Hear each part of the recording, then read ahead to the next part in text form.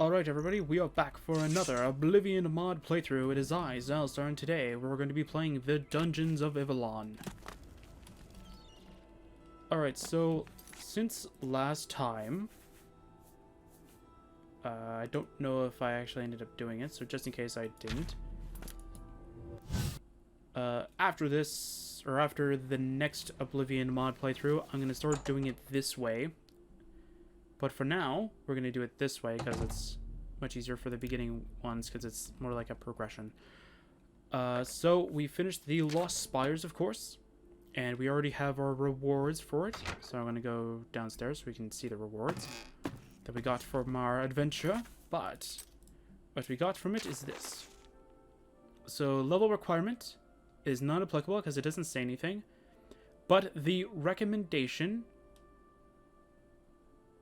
is...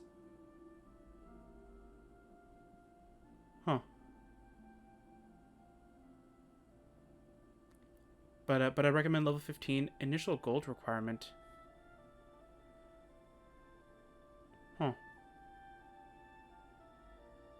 This is weird because I don't remember this at all. I don't remember needing gold for that.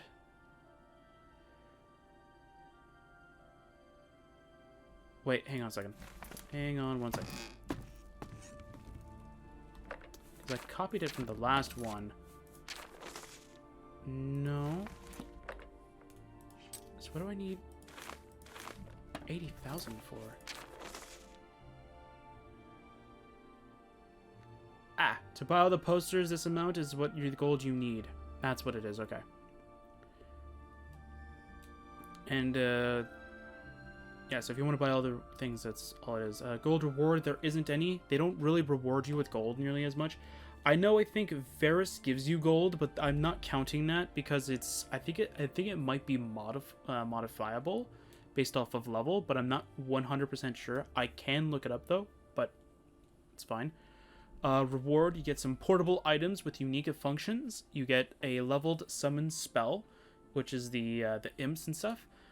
Cool active bonuses that you do get a hold of, and cool robes and weapons. Selling item total, so what we've based off everything that we collected from the warlock chests and the enemies, and some of the enemies I believe from the thing, we got 75k from it, which is good. Some notes as well. So to buy all the posters, that's what the amount you need from the fixed gold amount, pretty much. For the functions include change birth sign, enchant items, spell making, and the 9 divines altar, and a bear trap. So there's that too. So that's pretty much everything from that. Our reward from doing such a mod is this. We got a mini version of the spellmaker and the enchanter. That's pretty much everything that we got from that. Alright, so now I want to make sure that I do have teleport home. Yep. Nice. Alright, so in the future, what I wanted to start doing is that at the end of the mod playthrough is where we're going to actually show that off. So that means I actually have to start doing the written thing before I finish off the session, which is fine. Alright, so to start the Dungeons of Ivellon, you need to go to Bruma, of course, the Castle of Bruma. I have a walkthrough next to me, just though, like, if it has anything, like, written in there that I don't actually remember or know how to do, I have it.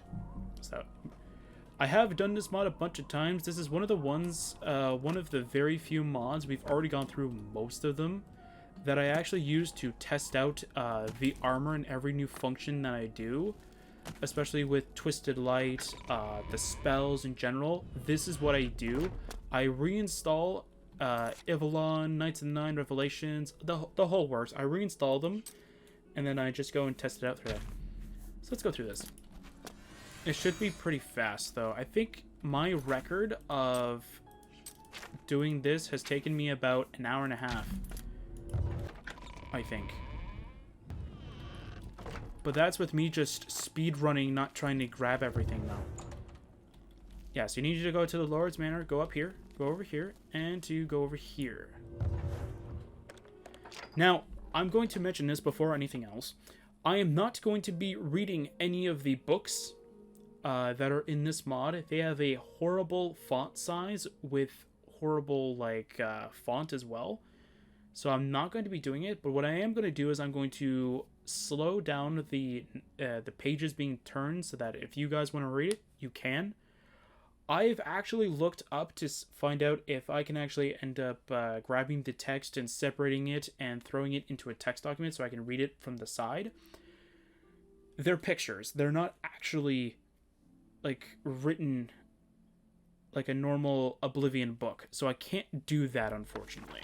So, yeah, so here it is.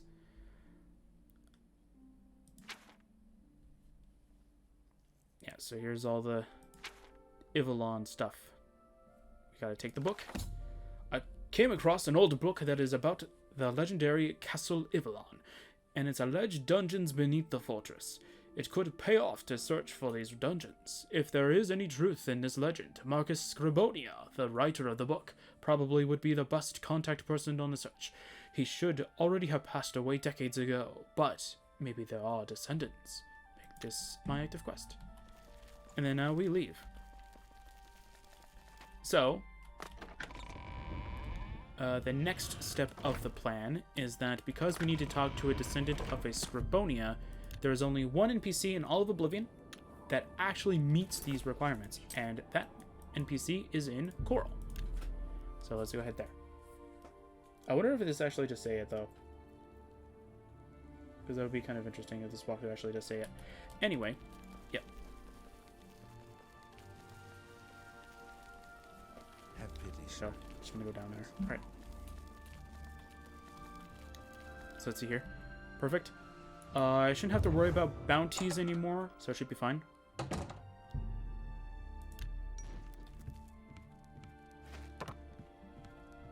shouldn't have to worry about anything. I mean, my sneak's at 100. So I shouldn't have to worry about anything.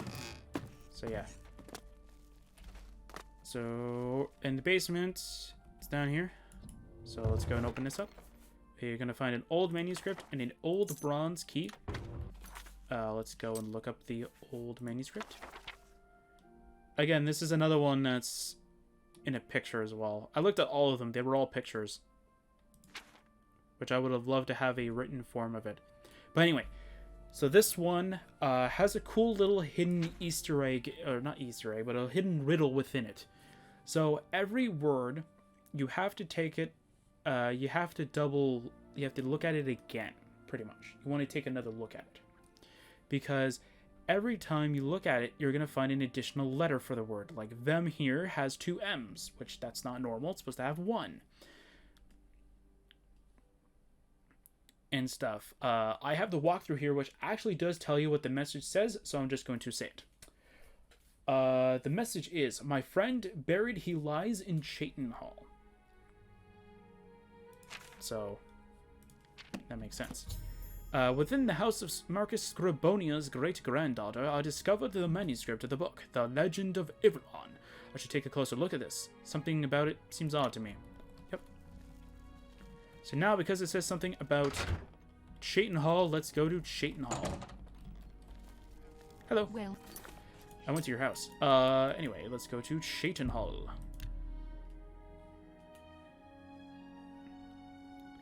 Now that we're in Chayton Hall, we need to head towards the east gate. Sorry, I couldn't remember if it was the east or west. And one of these gravestones is the one we need, which is this one right here. The Strange Tombstone. Once we activate it, here rests Flonius, I'm hoping that's an N, Cornelius, born 3rd Era 281, died 3rd Era 349, under ruins in steel-ended knighthood. Now, in case you don't know what that means, you can wait, I think it's like certain in-game days, and you will get a quest pop-up that actually does tell you where you need to go. Or it kind of leans you over to it. I'm hoping it's like 2 or 3. I don't remember what it is. And unfortunately, this does not tell you. It tells you exactly where you need to go. It doesn't tell you how long you need to wait for it. So we'll see. We'll make our character be kind of like dumb in this, where he doesn't know where he's going. This will definitely hurt the time, but I don't really care.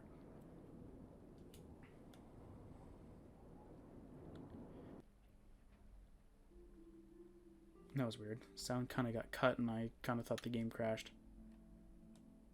Okay. Is that enough? I'll go for another 24. We'll see. If it's an in-game week, forget it. Because, like, that's taking way too long. I'll just time skip. I'll just set time scale to whatever, and then... It should be 3 in-game days, at the most.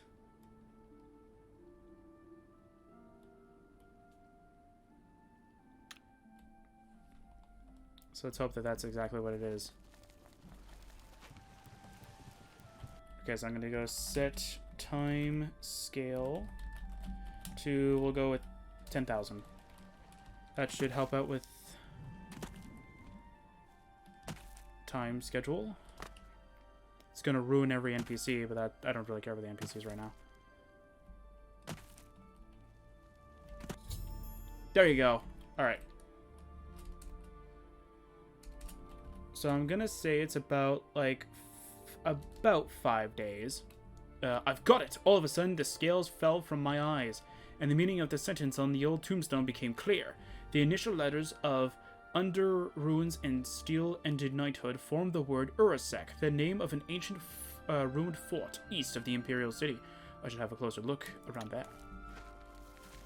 Yeah, so it's Fort Urasek, and if you want to know where it is right down here, which we can just fast travel to, so let's just go there.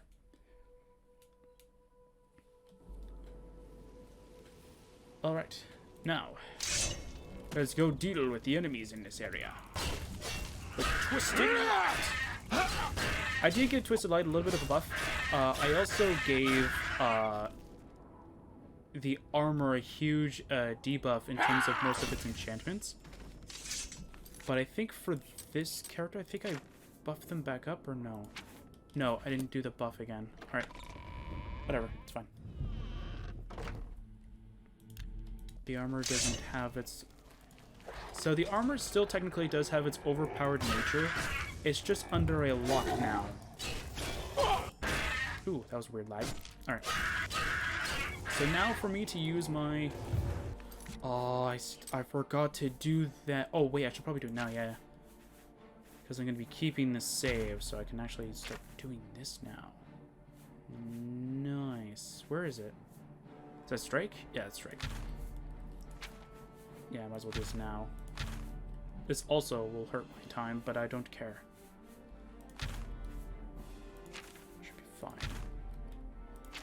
We want Helping Hand, although Cursed Hand actually helps out a lot, but Helping Hand just helps out with just killing certain enemies really quick. Alright. Oh yeah, something that I also forgot to mention there.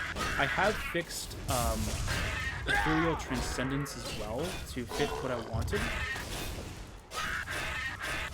And with the help of something that I did find out for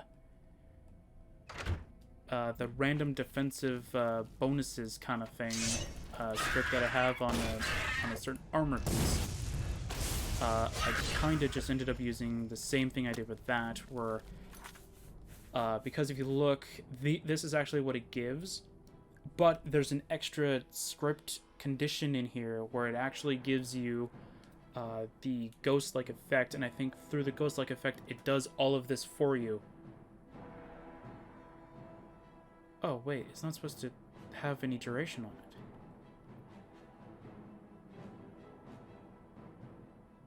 Oh, that's interesting. It's not supposed to have duration. It's supposed to just be as soon as you activate, it's gone.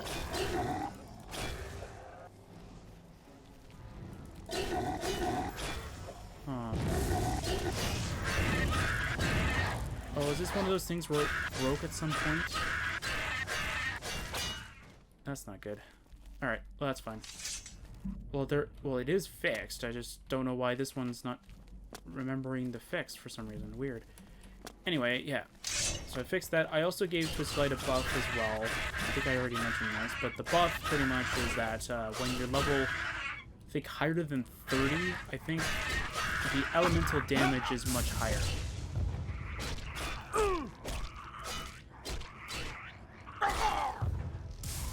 But again, if the Ethereal Transcendence is this broken, I'll definitely look into it.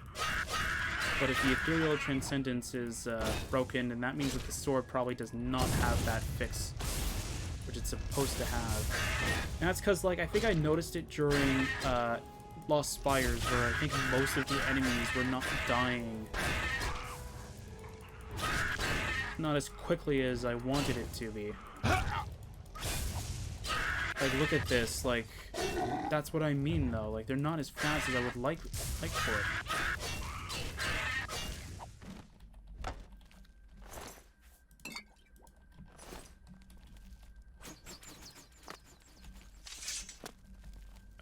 Where is the thing? I got turned around somewhere. Ah, here it is. Yeah, I wanted to face you, buddy. Also, for the Enchanter and Spellmaker that is over in the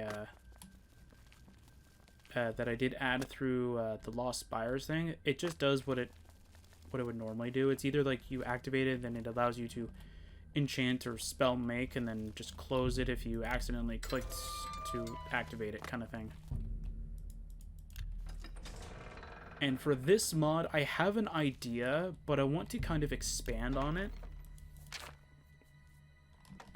Okay, so before we go too much more off topic about rewards for this, open this chest after you go towards that area, and you can collect this letter. Once we collect the letter, you'll have this. I will slowly go down. I'll try and go to like the bottom line kind of thing and make sure that it goes like appears right off the top. So like if you read all this, I'll do this so that you can read the rest of it. And then with that, that should be it. Yep. So that's the letter. So now pretty much what ends up happening is that you have to head back to Chaiton Hall. Can I jump over? Nope. Well, not with my slow butt being this way. Alright, whatever. It's fine. I could just use this. Yeah. Alright, now that we have the letter, we have to return back to Chaiton Hall. Back to Castle Chaiton Hall. Now, once we are back into Chaiton Hall, we need to head towards the dungeons, of course. Yes. The dungeons of Ivellon. No, okay. We need to head to the guard barracks in the castle, and we need to head towards this area over here, the castle dungeon. Once we head over to the castle dungeon,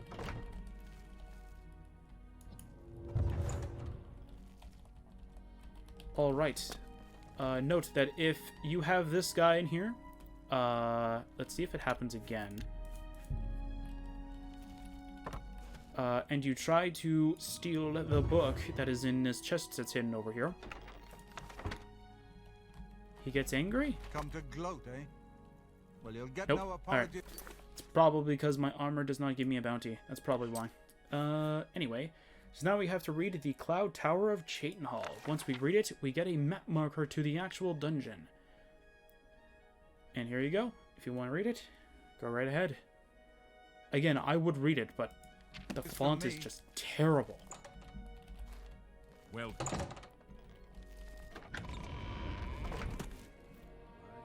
Alright, now that we have that, we need to head to over here. There is two good ways you can actually do this. In my opinion, there's two good ways. One is you can head to Dark Fissure and try and lean your way to over here so you can get onto these, the Vallis Mountains. And you can kind of lean your way over here, then go straight there. Or you can head to Boethius Shrine, and then you can do it as well. I think Boethius Shrine is slightly better because it's much more up the mountain. Yeah. And if you can get over to, I think it's about there, you should be fine. Did I click 4? I did click 4. Nice. Okay. Yeah, as soon as we get towards this grass, there we go. Yeah, because this is where you need to go. You need to go somewhere over here. I need to be able to get up further up. There you go. And now I should make it. Because now I just need to go around this area. We get towards this grass, and then we can go up here. There you go. So pretty much the reason why you want to go to Boethia Shrine is because you can get up to this area where you can easily just climb over to the dungeons of Ivellon. The one sad thing though is that it doesn't have a waypoint marker to like mark your way there. It just gives you the map marker only. But it's fine. But once you do get it, it's not that hard. You just need to know where to go, and you need to know how to traverse through these mountains, or just mountains in Oblivion in general. The best way for me to know if I can actually climb there is if I see this kind of grass or foliage, if you will. And that usually tells me that I can do it. It might take a little bit just to be able to get up the mountain for it, but it usually means that you can get up there. It is traversable, if you will. So there you go. So now that we've entered the Cloud Tower. Now that we've entered here, we're going to need to use the light because this area is incredibly dark. And there is a cool thing you can do in here, but I'm going to mention that when we get there. So now we need to head towards the Cloud Tower's basement. And we must enter the dungeons of Ivellon. And I'm going to stop mentioning it like a third-person thing. Yeah, this door right here. Okay, let's see if I can do it now. Okay, I know how to activate these now. Oh, that's so garbage, so... Alright, let's see where we need to go. Nope, not there. Although this one, I will say, though, is more... I've played this one more than Knights of the Nine Revelations, and I wouldn't say Blade Song as much. But this one I've definitely played a lot. Alright. Now that we've entered the dungeons of Ivellon. I have found the dungeons. Probably I am the first adventurer who can consider himself fortunate with this. I should look out for writings or the like that may suggest more information about Ivellon's downfall. This knowledge could be very important. It could. It could very well be important. Let's see here. Let's get towards the area in which I am in. Should be fine. Oh, I was already there. Oops. There you go. Now that we're there, that should be easy. Okay. Alright.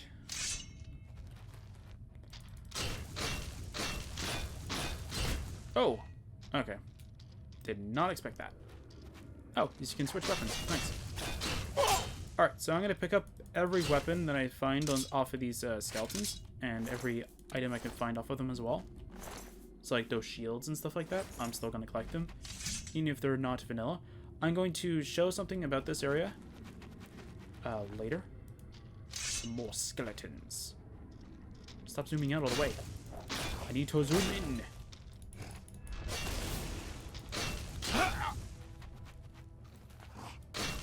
Although I will say, though, that, like, this area, I definitely recommend a high level. I think it's, like, be around level 30. Let's see here.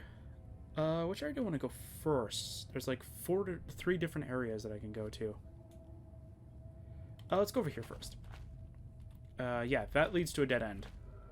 Also, if you have torches, it's recommended to use torches, but I'm using my light because it's much easier. Plus, I can use my my weapon, so it's pretty nice. But if you have torches, you can actually light these. With the help of another torch, you can set this one on fire, and you can actually like light it up through there too. So it helps out with two-handed users. But yeah. And over here, we're gonna have this skeleton to fight. Let's kind of lure him down over here. Actually, let's try and lure him over here. Nice.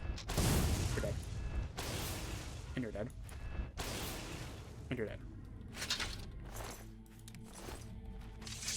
Alright.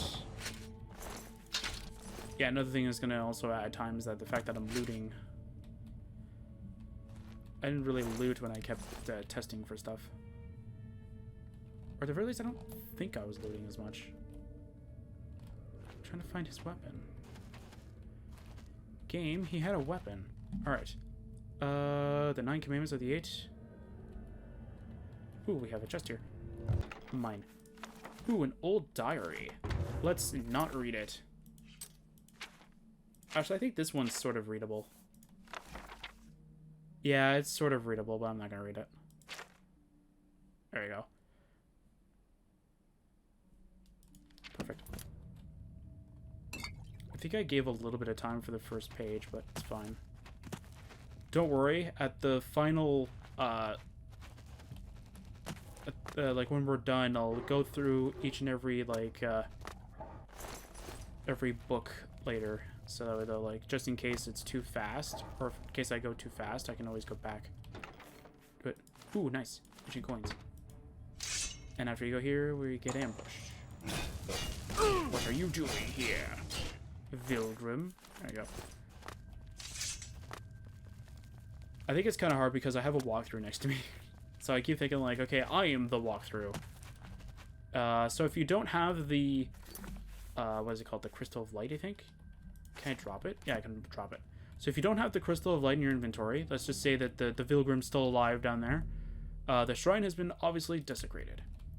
Well, that's no good. How can we restore it back into its original form? But if we have the Crystal of Light, put the Crystal of Light in the hand of the statue? Yes. The shrine has been purified. Crystal of Light. Now we have Stendar's Shrine. Cool thing about Stendar's Shrine is that we can now put a weapon from Ivellon's forge together with a sacrifice of 100 golden coins upon the altar and pray to Stendar so that he may bless it. Cool. There we go. Alright, now we finished... Yeah, we pretty much finished this area. That area is done. We're doing that last, because that one's not usually very fun. Actually, you know what? No, I'll do it as the last thing for this area, I guess. Oh, yeah, this area. Alright, let's open this. Okay, what's in here? Oh no, it's a ghoul! It's a ghoul. Yeah, some of these enemies are not really that difficult. The ghouls aren't really that difficult. Is this the area I'm thinking of? Is this the one that I want?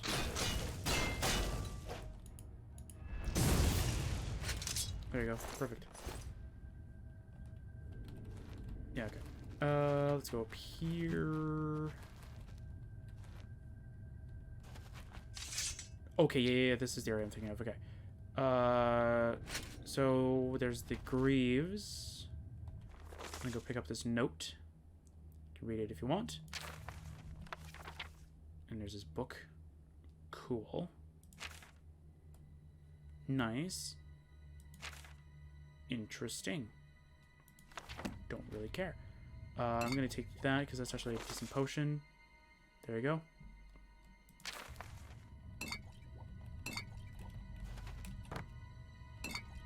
There you go, nice. We're gonna take this. Take this note. Go if you want to read it. If you want to read that one, and if you want to read this one, it's fine. Again, I'll probably just end up showing them at the end of the final video anyway, so, or at least I'll try and do it. If I try, I mean like I'll try and remember to do it while I'm showcasing all the items. And we want to go in here for this guy and for this, so we can get another note, and for this as well. There we go. Maybe I'll try and read all the books at the end, because I don't really feel like reading them right now. I don't know. I definitely don't want to get people's hopes that I'm actually going to read them, because I don't like the font at all. It's way too small, and it's way too, like, I don't know, trying to awkward just to try and piece it together. Okay, we're in the cell area. This is where I wanted to go. Nice.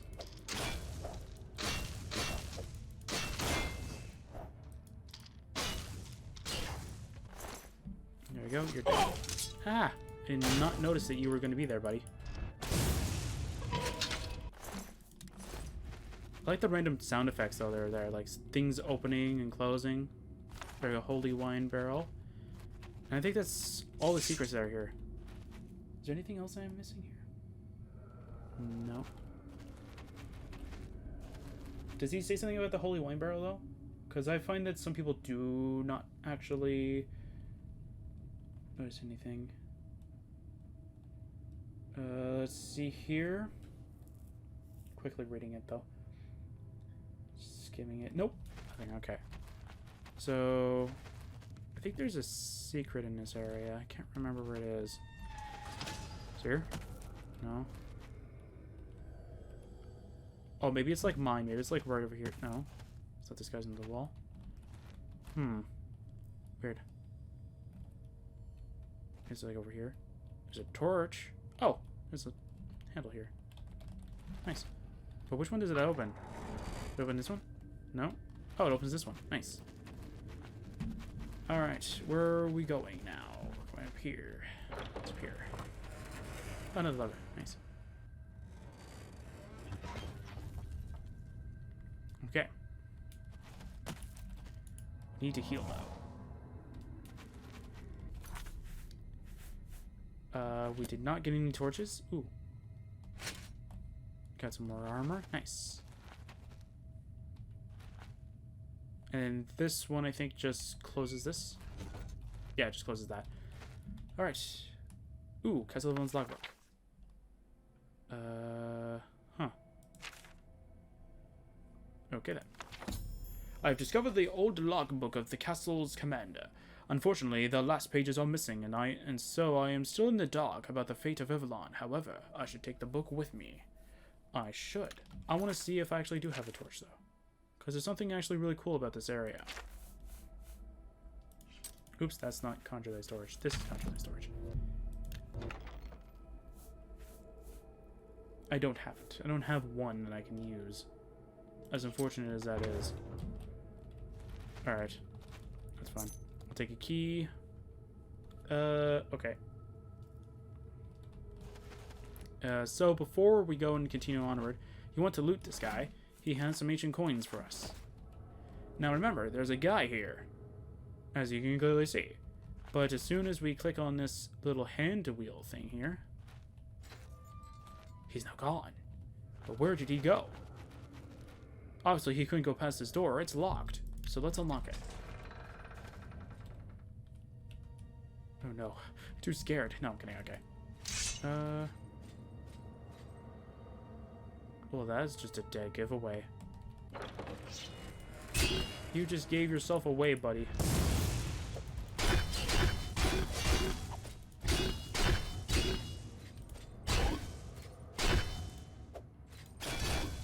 There you go. Yeah, you're gonna notice that this thing actually pops up. There's actually a reason for that. His is actually a different version of this. So it wants to give us the player version, if you will, and he has another one in his inventory for some reason. And we have an extra 30 ancient coins. Don't know where he collected those 30 from, but apparently he has 30 extras. And then we're gonna go. I'm gonna show off how to get into this room in a few seconds. But in this area over here, we can get the shield for free. And there's nothing else in here. Again, there's a bunch of these light sources that we don't need. Over here.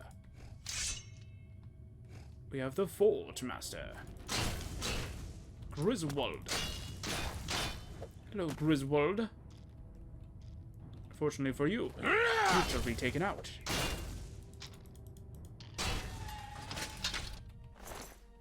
Yeah, you just have bone mail. I don't really care about that. And we got plate boots. Nice. Alright, so I discovered this randomly, because I was looking around this room. I thought there might be something cool in it, and I accidentally stumbled upon this little number here. Oh, I got stuck here. What? Okay, I did not know I can get stuck there. Alright, well, apparently that happened. If you go and activate this lever, if I can never actually go and end up clicking on it, that would be wonderful. Come on.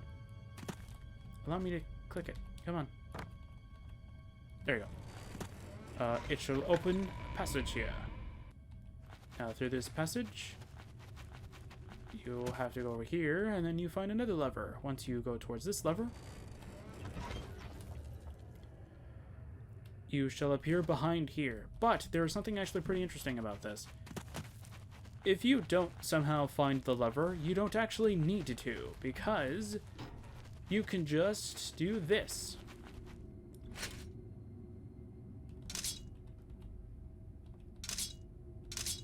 You can just loot it from over here. Oh, there's another one in there. Oh, I fell over. That sucks. Oh, I can still collect it. Nice. There you go. You can still loot it there. And now we have all 6 pieces of the Ivellon plate armor. Even though it's not all called plate, but still. It's all the Ivellon armor. Alright, so once you've collected the logbook and you've technically defeated this guy, I don't think you need to defeat him, but just in case. The next area will be unlocked, which is past here. If you try to go to this area beforehand, this will be closed. I think I can probably show that off. I say before the castle, and this is at the beginning. Yeah, okay, I'll just do that after. I'll save here. Actually, you know what? I'll save before the well, so we can just go straight to the well. And I'll show this off. I'll show this off real quick. Unfortunately, my light's not going to be here, but that's fine. I can easily just use the spell for it. Alright, so let's say we want to dash forward to finish this mod. And we don't want to do the whole quest line that's very, very short anyway, but it's... let's say it's very boring. We don't want to go through it. We want to just, you know, finish the mod. Come on. There we go. We just want to, you know, go through the dungeon as is. We want to fight enemies. Not to worry about the story. Well, here's what you do. Let's say I killed everything, and then I go over here to progress to the next area. You'll see it's locked. The gate is operated from elsewhere. Before you venture into the dungeons, you should look out for writings or the like that may imply more information about Ivellon's downfall. That's what we need the logbook for. We need the logbook in order to do that. So, as the last thing for this area, before we want to continue onward, we should head down this well. A foul, biting smell reaches your nose as you come closer to the well. Once you enter here, you'll find a loading screen of the well, and you'll go down here. Now, there's a bunch of these decaying corpses. I don't know if this spell actually kills them in one hit. That didn't even work. Did it die? Yeah, it died. Takes a little bit, but it does kill them. Although this spell does drain my magicka a lot, though. There you go, buddy.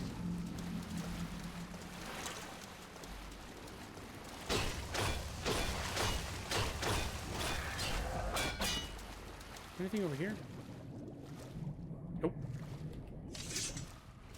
But once you enter over here, you will find this corpse, which will have a teleport scroll and a rusty chest key. Now we must... I don't know how this guy is hanging down here, but whatever. It's fine. Now we need to click on the teleport scroll. This will teleport us outside of the well. Now, if I remember correctly, you cannot enter the well yet again. It has an invisible wall now. Correct. So now we need to head back over towards that alchemist area.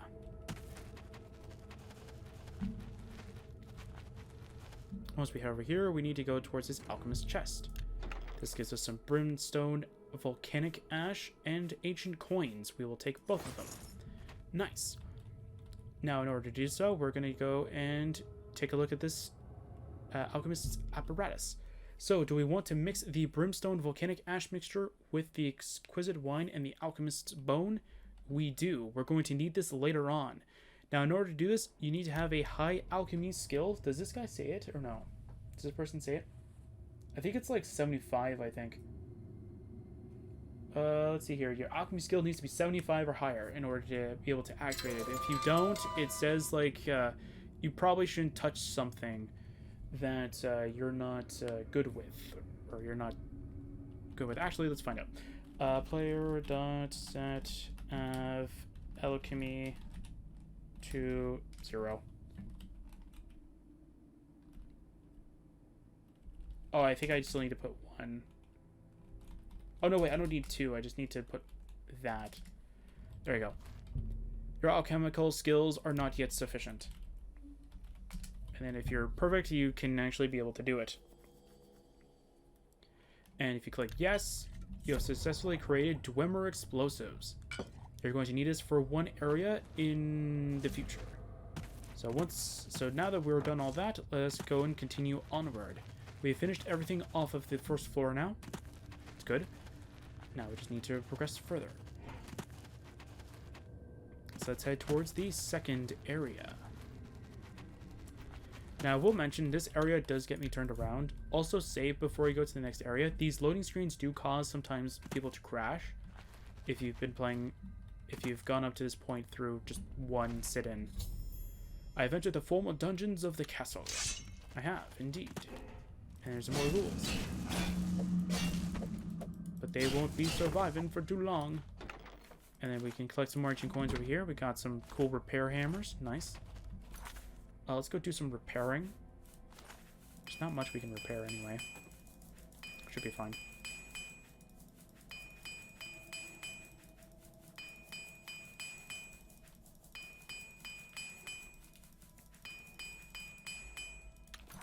Perfect. Okay.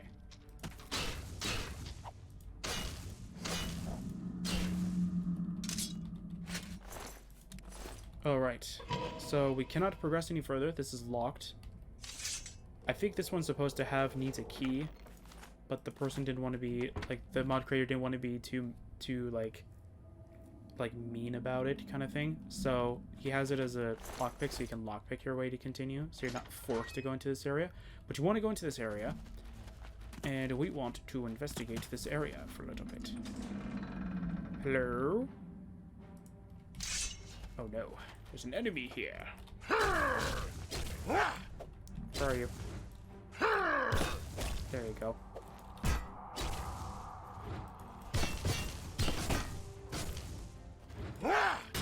There you go. Nice. Gonna collect that. And we want to collect this key right here. We're gonna need it for a few areas, so we want to use it to our advantage. Actually, no, I should probably just do what I normally do. Just hold shift for this. Okay. Yeah, okay. That's fine. Just go. Wait, if this one's not... Hang on a second. Okay. That one's not as... Okay, so it isn't... This isn't that big, and I don't know what's wrong with the ethereal transcendence. Okay, so if you do kill an enemy, like this... Shadow Ghoul, there's another one. It will have this cell key. Do not take it. Those cell keys are for these specific monsters so that they can progress through the dungeon. So that they can, like, break through these cell gates and such. So do not take it at all. Okay, I have no idea what's going on over here. Okay. So let's go down this area in particular, so that way we can investigate this area. No, let's not go down this area yet. I think it's... Is it this area? Yes, it's this area. I think this is it. Whoa, that was weird. I can still get through that wall?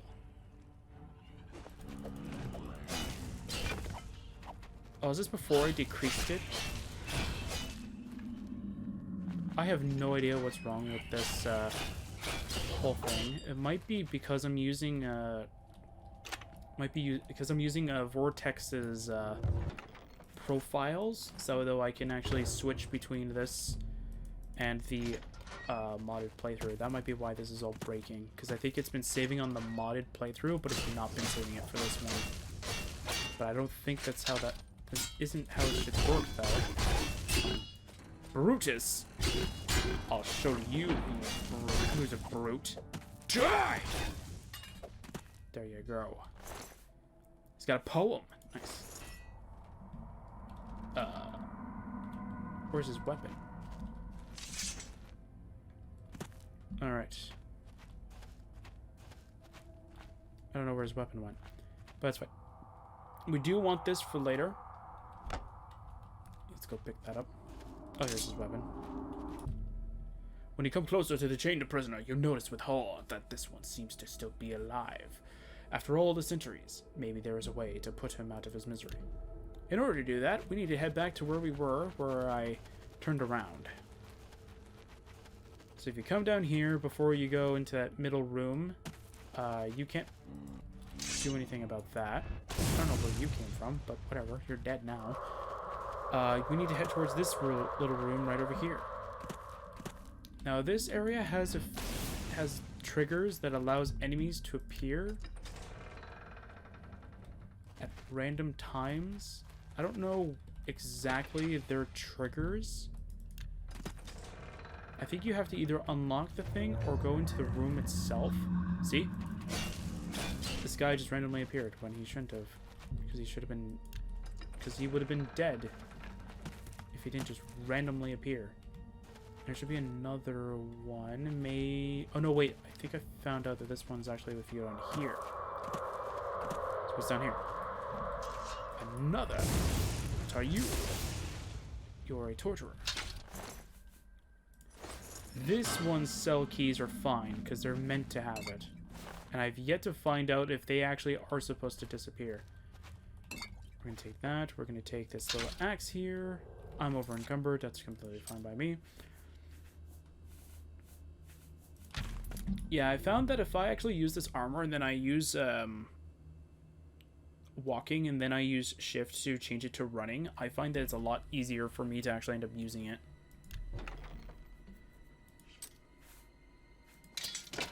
So we're going to store all this Ivellon stuff for later. We don't need it right now. We can use it later.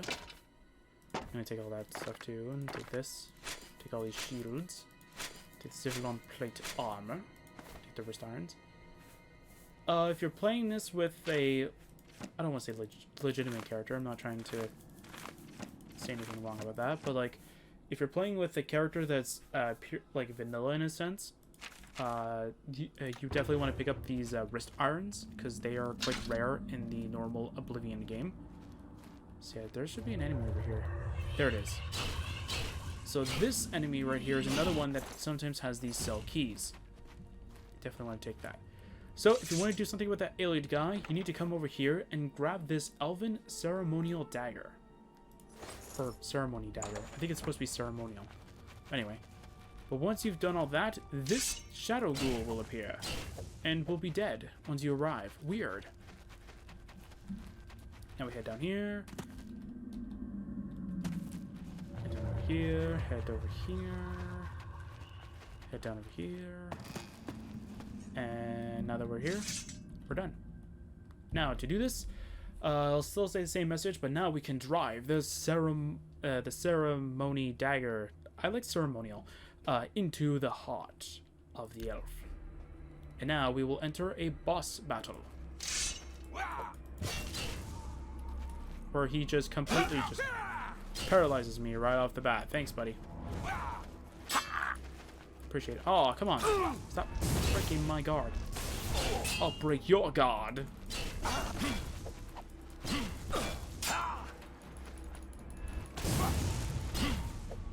Alright. And you cannot take his sword when you're in this area, but you do get his sword at the end of the fight. And it is given here. Thoralis' Soul. Now you are the owner of the powerful blade Elven Fire. Every 10th hit this weapon will conjure up a fireball and throw it at your enemies.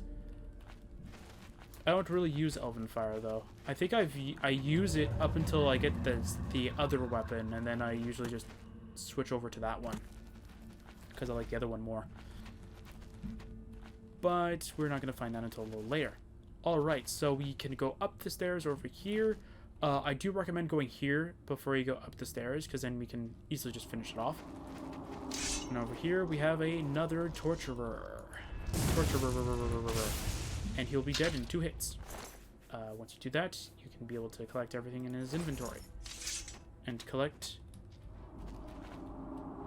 another one of those, and a hammer. That's pretty much all that. And there's another Ivellon skeleton. I feel like these enemies should be called Ivellon skeleton. Just to give them like a name, so that they're different from, because they're different from normal skeletons. Like Archer. He's gonna take your note. Nice.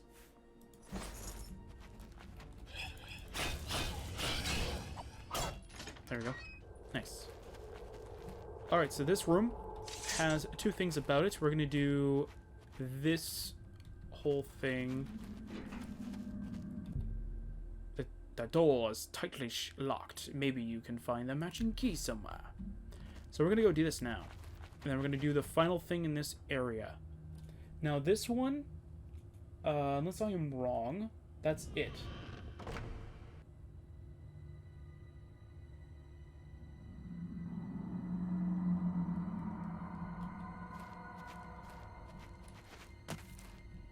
Okay, so now, if you want, there is a lever back here, which will open... No, it's not that wall? No, it's this wall, okay. It'll open up one of these walls, just like that other areas in the first floor. We get to go to this chest, which will have an ancient key and some ancient coins.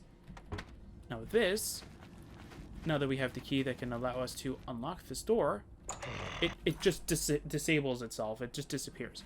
Fresh meat. And now we get to face this guy, who is actually a very powerful boss, but with my spells, it's pretty easy. And with that, we find nothing that can be picked up, but we can find a warhammer, which we can sell for money. We can find an axe here, which we can also sell for money. We can also find his cleaver, which does a lot of damage. What the hell are you up to with this? Kindly leave it alone. Okay. We'll just leave it here then. And that's it. Another thing is that there is a potion over here. Do take it. You will need it later on if you are a low level. But because we are high level and we have a lot of acrobatics, because that's what it does, it increases your acrobatics, we should be fine. Now, we have this bell hammer. We got some bells here.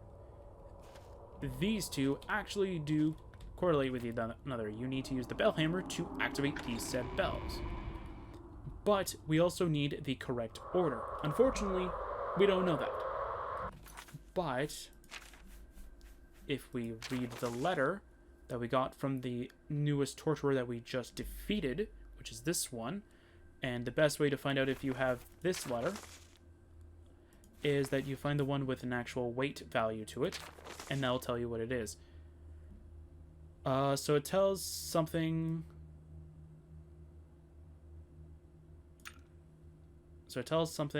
but the following sequence, 213245, is exactly what we need to know. So let's go and do it. So we need 2, 1, 3. I recommend walking, so that way it's kind of... So there's no way that the game can get confused that you're actually clicking it. Like so. All of a sudden it becomes abruptly cold. A shiver goes right through you. I'm not scared. I am the Dark King, after all.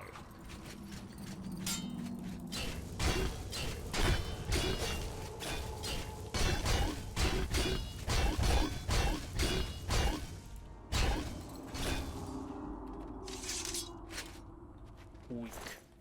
And there we go. Now we have bone meal. We get the crypt key, which will allow us to progress through the further in the dungeon.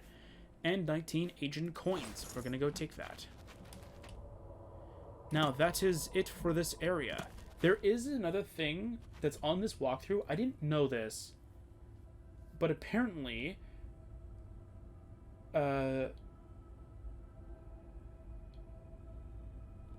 one of the book textures refers to it. I don't know what that means. There's a grid in the floor next to the well. So I'm guessing it means this. I'm going to save before we go do it. And apparently...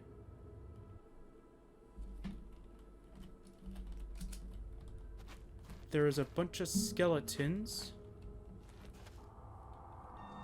There's a skeleton in here.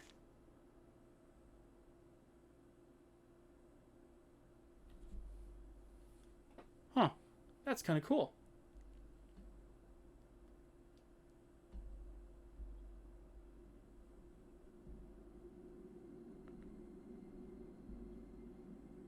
Should read these lines. Damn it. Kindly leave my bone meal where it is. I really do not want to end up in a filthy little vial of a man-made alchemist. Cool. And then that's it. That's pretty cool. And there's no legitimate way of doing it either, I think. That's kind of interesting. Oh. Unless you can kind of use the well. Huh. Weird. Alright. That's something I didn't know. But then again, there is also no reason for me to have known that. Wait, let's see what it says. I'm actually kind of curious. Alright, discovered Ivellon.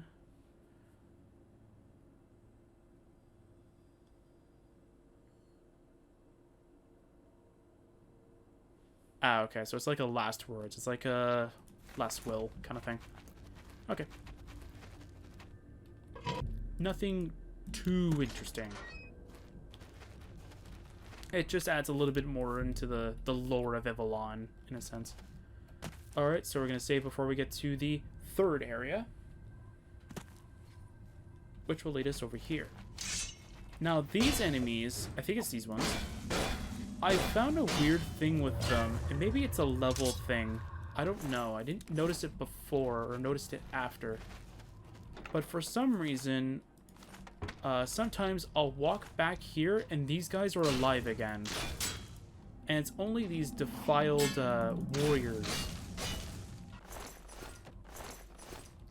I think I have to, like, leave into a general area, and then all of a sudden they come back. It's really weird on how that works.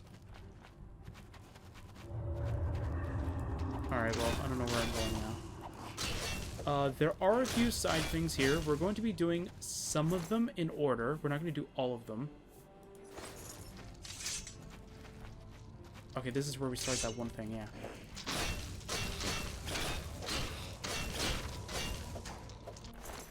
So we can do it before we do the final thing.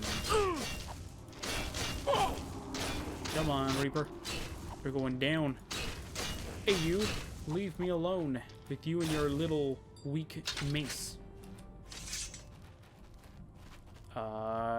Thing is right over here, right? Yeah, it's over here. Okay, so we'll do that one later. Defiled Magician. I actually need this. So you do want to take this. You're going to need it for one of the few riddles here. I should probably look up the word, look up the thing for it, because it's going to be interesting to have it next to me so I can actually exactly explain what it is. But anyway, it's fine. Down here.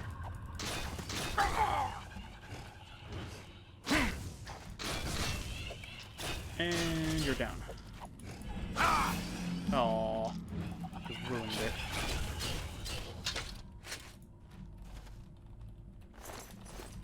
Alright, so I'm going to show the riddle, but I don't think I'm going to go do this area just yet. Oh, I clipped through the wall. That's not fair. Alright, so where the wise one residingly abandons the field, the fool undestinedly, I don't know, continues on his way.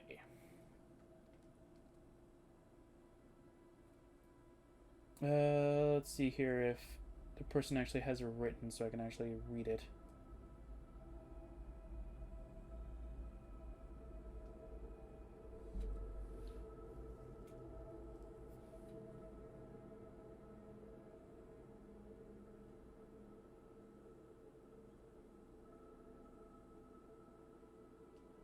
No, it does not say it. Okay.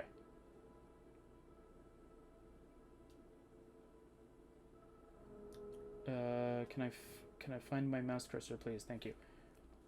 Let's go and find out what it is. Because I can't remember. I recently found out, or not recently, not recently, but I found out what it meant before. Undesiatingly,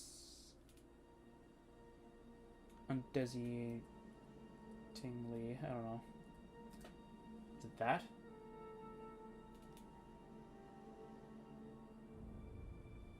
Is that a V or an S? Undesiatingly, maybe?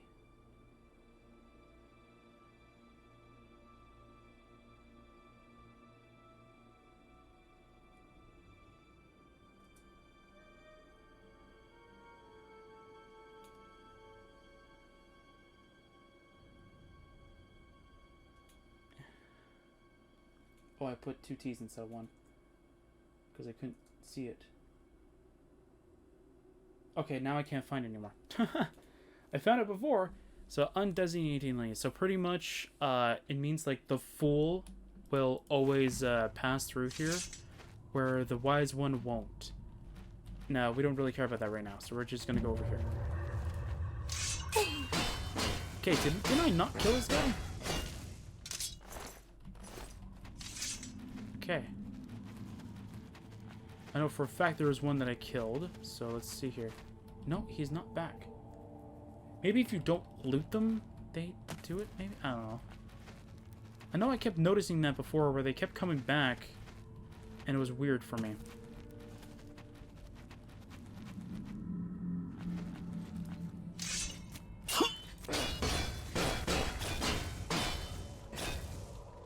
No, this one has to be the one that I... No, I killed this guy! That's the second time this has happened. Look! It happened again!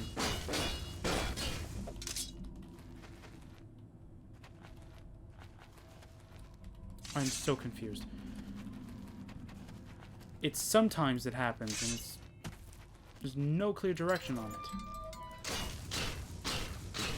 Okay, we don't need to worry about this room right now. This room is useless to us. But we want the folly potions that the magician and sometimes, I think sometimes, maybe it's all the time, but these spell swords have. We want to collect these because we need it for the thing, because it drains our intelligence by 75 points.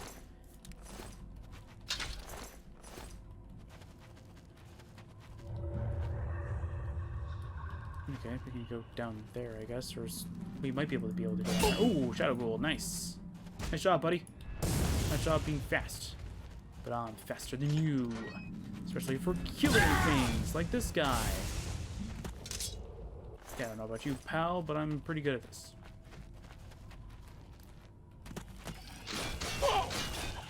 Alright, so if you guys remember the bomb that we made, we're going to need it...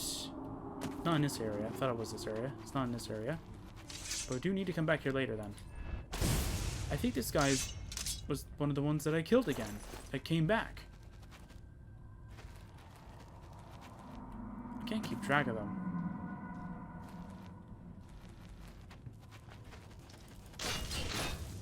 Yes, I know. My jaded item has no charge. I can't recharge it. Okay, there we go. Alright, so we're gonna do that. Where's the enemy? Is it the one that's down here? No, I don't know where it is. But, if we head down here, if you remember our explosive that we've made, we can actually use it here. As you can see, there is a crack in the wall. A passage seems to hide behind the ramshackle, fissured wall. Do you want to try to blow your way with the help of your Dwemer explosive? Yes. Now get away for it for a few seconds. I'm gonna go fight the undead here. Not very much lag.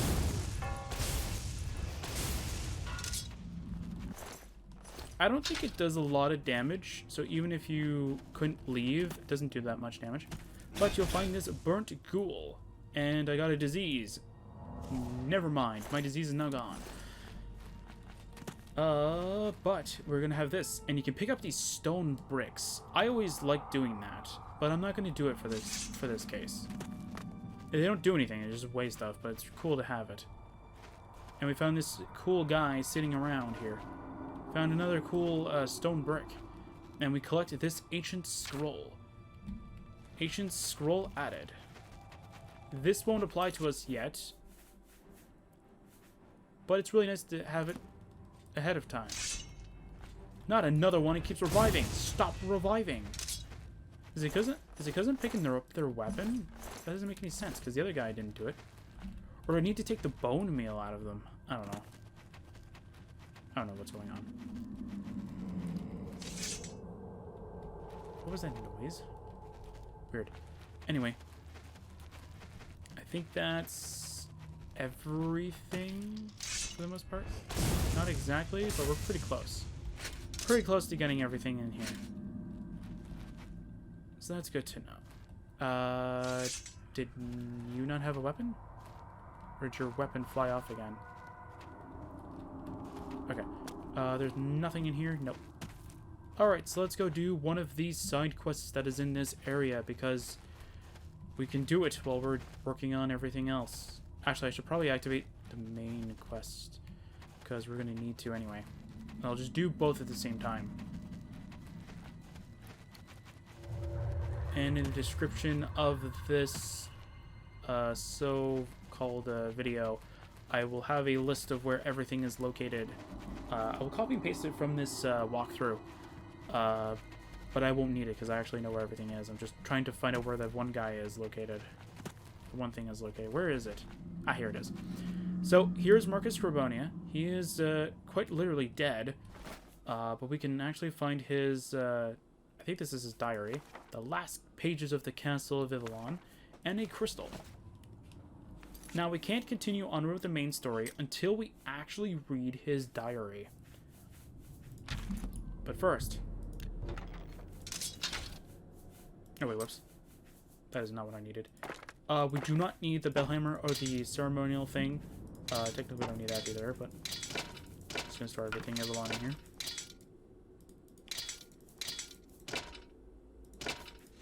And I'll store all this stuff in here too. Alright, so now that we have his diary, let's go and read it. So here we go.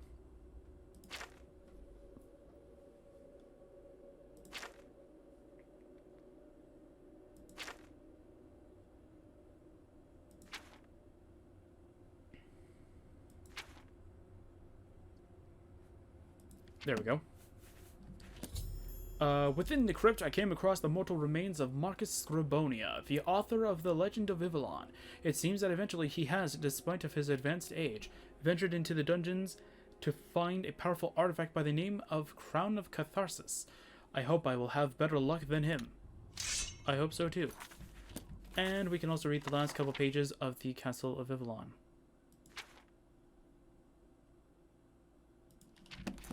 I'll actually read that one, because that one actually, I think, is readable. Or more readable than all the other books. Alright, so pretty much, if you didn't read the book, but you just, like activated it and exited it, just so that way you would have that quest pop up, we need to collect these there's 3 of these so-called crystals that we need to find. Okay, I don't need this right now, okay. Yeah, alright. So while we're doing that, we're going to go and activate another side quest in here. Not there, okay. Where is that room in particular? Not up there. It's a room that's on this... Yeah, it's over here. So we need to collect this skull over here.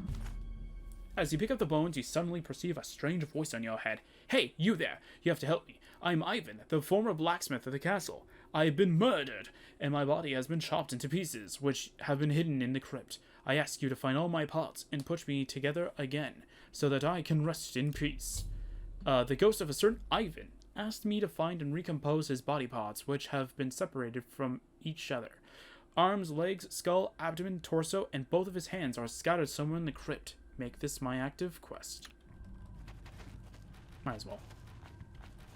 Doesn't really change anything. Alright. So in order to do this, we need to go over here, because this is where his torso is located, and there is, I think, a storage thing here? No. Okay. So his torso's up there. If we go towards this room over here... Yes, it's over in this chest area over here. In this chest over here, we will find... his arms. Now we need to head towards over... Not there. This is where his skull was. It's down here. Is this the statue thing again? Yeah, is this the statue thing again? Okay. Don't need to worry about that anymore. Okay, so I think it's just down here then. And down here, we're going to go towards this area. There is a chest over here, which we will collect to find some more old bones and some gold. And now we need to head over here, because this is where we can find another piece. Now, save before you go through this area. This right here is an instant death. And also, if I had my 300 speed, 225 acrobatics, I'd be hitting my head on there. I think on my way back. Now that we've killed this guy, we can now collect his items. Now we can collect this sorcerer's stuff, which is nice. Perfect. And we can collect some more ancient coins from this chest, but we get this stuff. And not only that, is this not where his... Oh, I thought his hand was here. Am I wrong? Is it in a different room? Oh, it's in a different room. My bad. No, wait, it has to be in this room.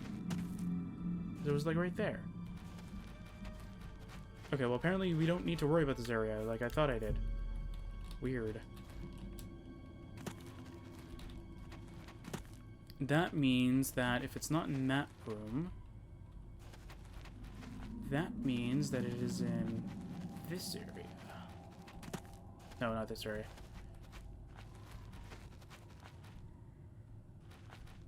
Oh, that's weird. I don't know how it got turned around like that. That's weird.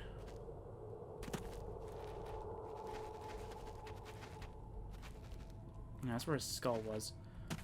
Alright, let's see here. That's that. Okay, let's just do this thing, okay. So, there's a crystal in here. We need to get that crystal. We need to have a low intelligence in order to pass through here. Now, we've been collecting these potions of folly. But another thing we can do is we can also just change our intelligence from the console to whatever. I think it has to be like 20 or something like that. So let's go change my intelligence to 1. No, it's not enough. Oh, no, that's right. Yeah, that's not going to do anything for me. Okay. Oh, that's weird. Oh, wait, no. I know why. I know why it's doing that. Yeah. I know why. It's because of the other thing. It's because of my active ability. Okay, so we need to use Potion of Folly. And that's not going to do anything. But if we click it again... That should have worked. Oh, no, sorry. Yeah. We need to use it 3 times. And then it disappears. I think you have to have less than 20 intelligence for that. Grab the ancient coins that are in here. And you have to click on this altar in order to collect the crystal. I found that to be a weird mechanic, but it's fine. And then once we're done with that, that's it. I want to double check something. Yeah, I'm kind of confused by that. So that means that there's a different... Oh, wait. There is a different area that I'm thinking of. And I must have gotten turned around by that area.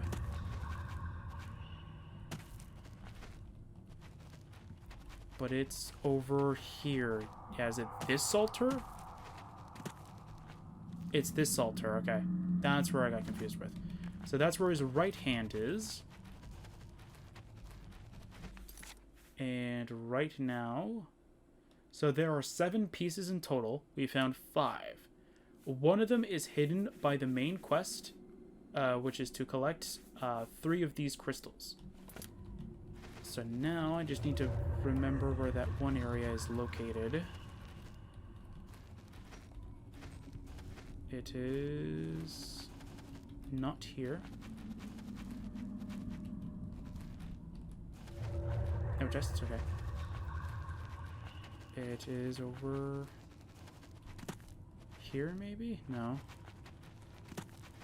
Unfortunately, the map is not going to help me either. Nope.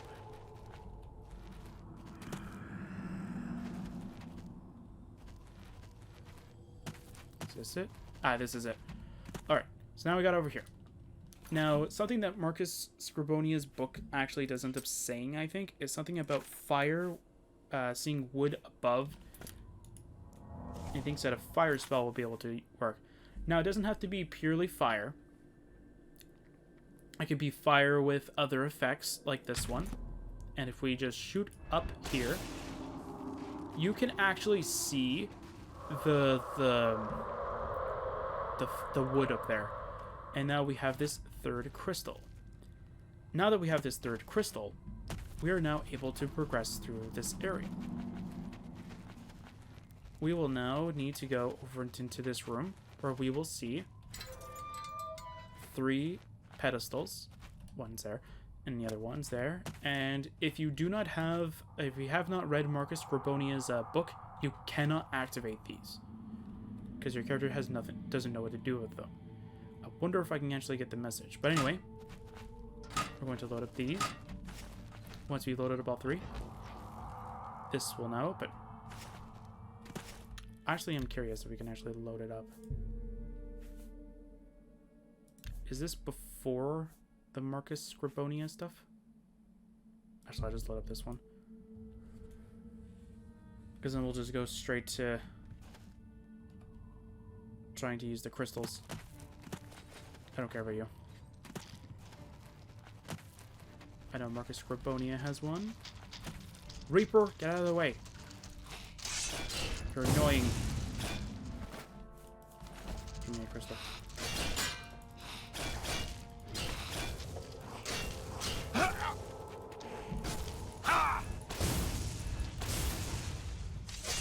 I would use the kill all command, but I don't know if one of the enemies will work properly. I think you can't use it. Yeah, you can't do anything with it because your character doesn't know what they're doing with that item in particular. So, once you read the book, you're able to actually do it. And now we're going to be entering down here where we will be ambushed by these little bone flayer creatures. Which will be fine. And then we will see this menacing skeleton. Once you've fought him for at least a decent while, he will disappear. You'll be ambushed by these little bone flayers and a Reaper. The Reaper's really doing that threat. Once that's done, you can collect this longsword, and you can collect Ivan's left hand. Anytime now. There you go. Ivan's voice pipes up again. Very good. Only the legs are missing. Where are they? I am sorry, but I couldn't find your legs anywhere. This is normal, by the way. Ivan's legs are nowhere to be found. Damn it. Incomplete as I am, I cannot rest in peace. Let me think about it. Yes, this could work. A few decades ago, this old dodgy hack writer has kicked the bucket around here somewhere. Find his remains, and take his legs instead of my own. Because I unfortunately could not find Ivan's legs anywhere, he told me to find the remains of a certain old writer, he's talking about Marcus Scribonia, who supposedly has lost his life in the crypt a few decades ago, and to take his legs instead. After that's done, once we have to leave here to go talk to Marcus Scribonia to steal his legs. But wait, he has returned.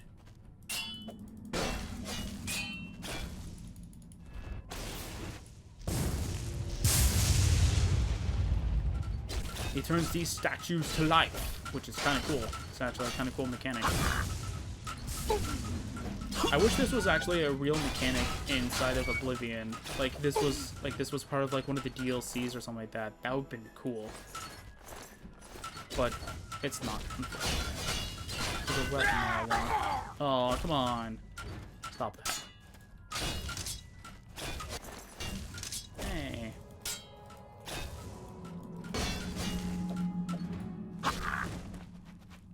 Yep.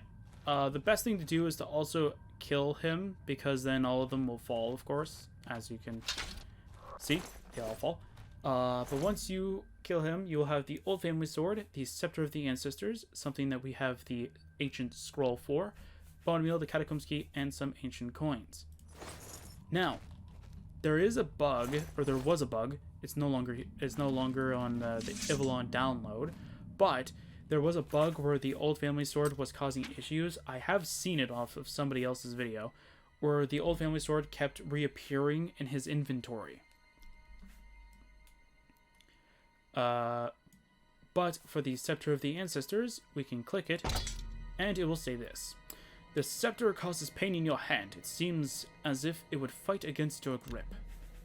Darn, we cannot equip the Scepter of the Ancestors, because we need to do a small hunt of our own in order to be able to have the scepter accept us as its master. Pretty much. Let's see here. Alright, so we need to find Marcus Scribonia's body, which is right here. So we're going to steal his legs. You found them! Well done! Finally, I am complete again. Not really right now. To redeem me now, you have to do the following. Search for Mara's shrine in the east of the crypt, and put my legs together with a sacrifice on the altar. A blessed weapon, which is one of the weapons that we can end up making with the Xilestar statue, would be the most proper sacrifice, but alternatively, 7 of these white glowing elven stones would do it as well. Then pray to me to Mara. I will forever be grateful to you for this.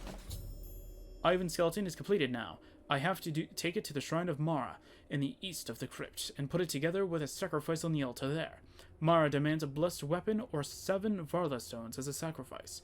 After that, I have to pray at her shrine to redeem Ivan. Now, I can do this. There's only one issue that I have. I do not have Varla stones on my character. But that doesn't mean I can't actually do this.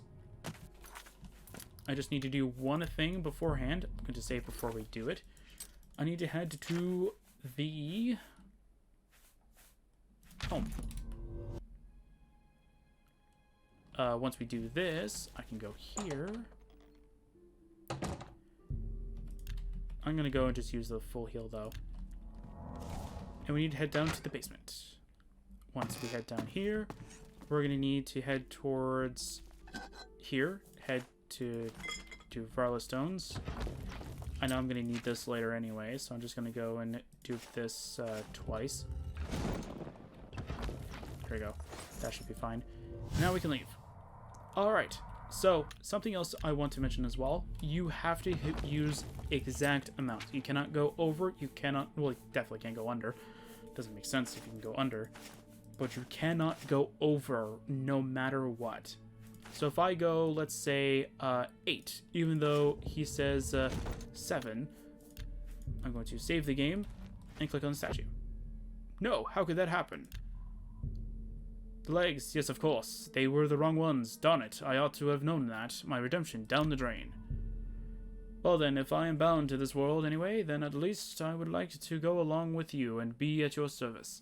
Thanks to you, at least, I don't have to mold away in separate pots anymore. Things went awry. Okay.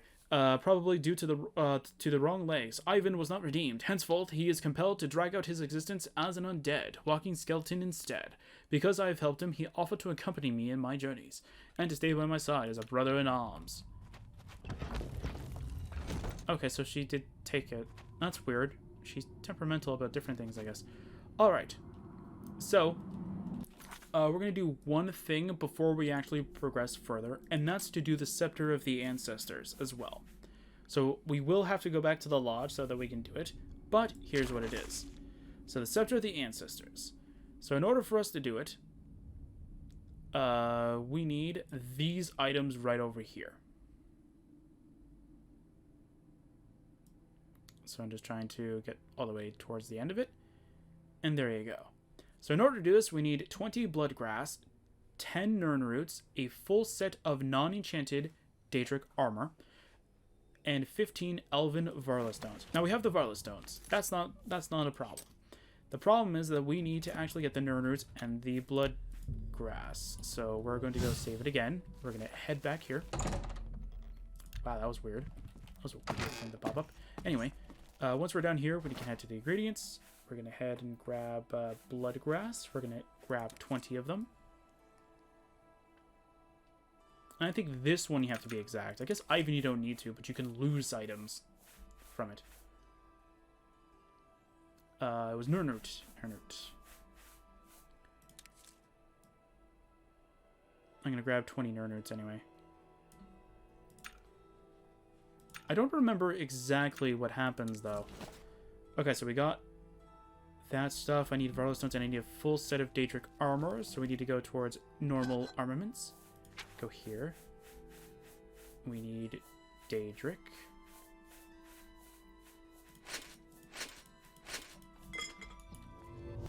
Okay. Now, with this, I'm going to save beforehand. We're going to go with the Scepter of the Ancestors inside. We also need the Daedric stuff in here. The best way to get Daedric is you can go through dungeons and stuff. I'll throw in 11 Nernerts just to see. Yeah. That's what happens. And I think she doesn't take this stuff. Okay. I thought she did. I thought she, like, takes all the items anyway. Once you put in the right set of items. What? That's right. Oh, right. The Varla Stones. That's my bad. I was like, what? I forgot about the Varla Stones. Alright, which sacrifice do you want to offer? This will drain your attribute by 10 points. I will list in the description a console command that you can put in with player.remove spell, which will remove the negatives from using the Scepter of the Ancestors. So if you want to, let's say, have the scepter be fully like usable, but not have the restriction or not having the weakness of it, look in the description. You will find all of the codes for each and every one. I will list it by this, so strength will be on the top of the list, and then luck will be on the bottom, so that you'll be able to just enter it. It will have XX in the front of it. XX means like whatever your load order is. I'll show a great way of finding it out, but we're not going to be using personalities, so let's personality. So this is what happens. So now it is bound to your soul now. With each enemy that you slay with this weapon, you collect his soul. It should say there because it could be female. You know what I mean? You can release the accumulated energy by the power of the ancestors. By the spell Power of the Ancestors. The extent of the effect depends on the number of collected souls. With 5 souls, the target is set on fire and gets damaged. 10 souls. All enemies in the area of effect are set on fire and hurled through the air. 15 souls. A powerful bolt of lightning hurtles the enemies through the air and damages them. 20 souls. A massive lightning cascade severely affects everyone who dared to rebel against you. Pay attention, not being struck by this yourself. 25 souls. Chaos. All of the effects at once. Cool. The reason why I wrote that is because it was in clear text, and not only that, because I don't even know if I can access that text. Oh, I can. Okay, well, there's that too. And here's... Oh, wait, it's in here, isn't it? Yeah, there you go. Alright. Let's go talk to Ivan. Ivan, follow me. So now that we have a little skeleton of Ivan. Unfortunately, I found out that Ivan's not really that powerful. Maybe it's because of the level. It's because of the level of my character. Maybe he bases it off of my level. So he should be pretty strong. He should be like level 30 or so.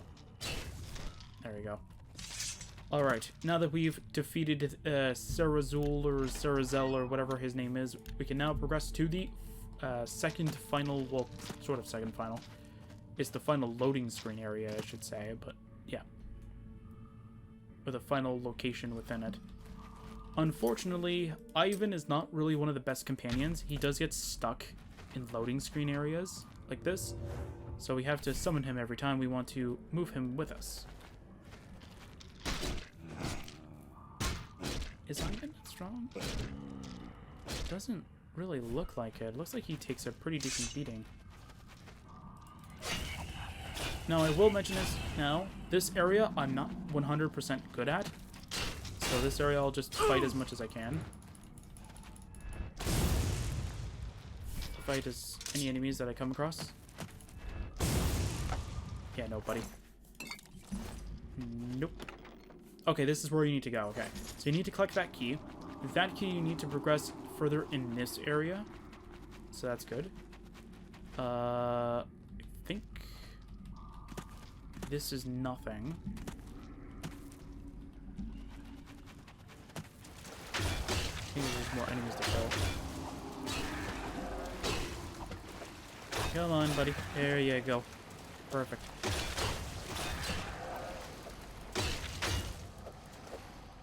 Okay, since I can use ranged spells, let's just use Pulse. That should get them all down. Yep. Nice. That's exactly what I'm looking for. Healing Vitality. So there is actually an annoying thing in this area. I will actually show you a way that you can actually make it slightly easier on yourself. Slightly, not completely, but, you know, slightly is better than nothing. And I would bring Tess just to make this area slightly faster, but nah. She will just end up breaking everything, in my opinion, so or making everything, like, 10 times worse, so yeah, I'm not doing that. Yeah, unfortunately I don't have soul traps, so I can't really just keep filling up my soul gems. There's stuff, but that's fine. Defiled warrior. Yeah, defiled my butt. What's over here? A Reaper. Don't need to face the Reaper. Because I am the Reaper. I am the Reaper of Souls. Joking. Alright. Oh, Ivan's in battle. Yeah, I need to definitely give Ivan that other effect. So I can actually give him a small recovery bonus. So he can actually be somewhat tanky. Okay, I think this is where we need to go. And this is just another room. That's nice. Another potion of folly. Nice. There's that cell key again. We don't need to worry about that. Alright, Ivan. I'm going to bolster your defenses. I am going to need that other, though, so that Ivan can actually survive.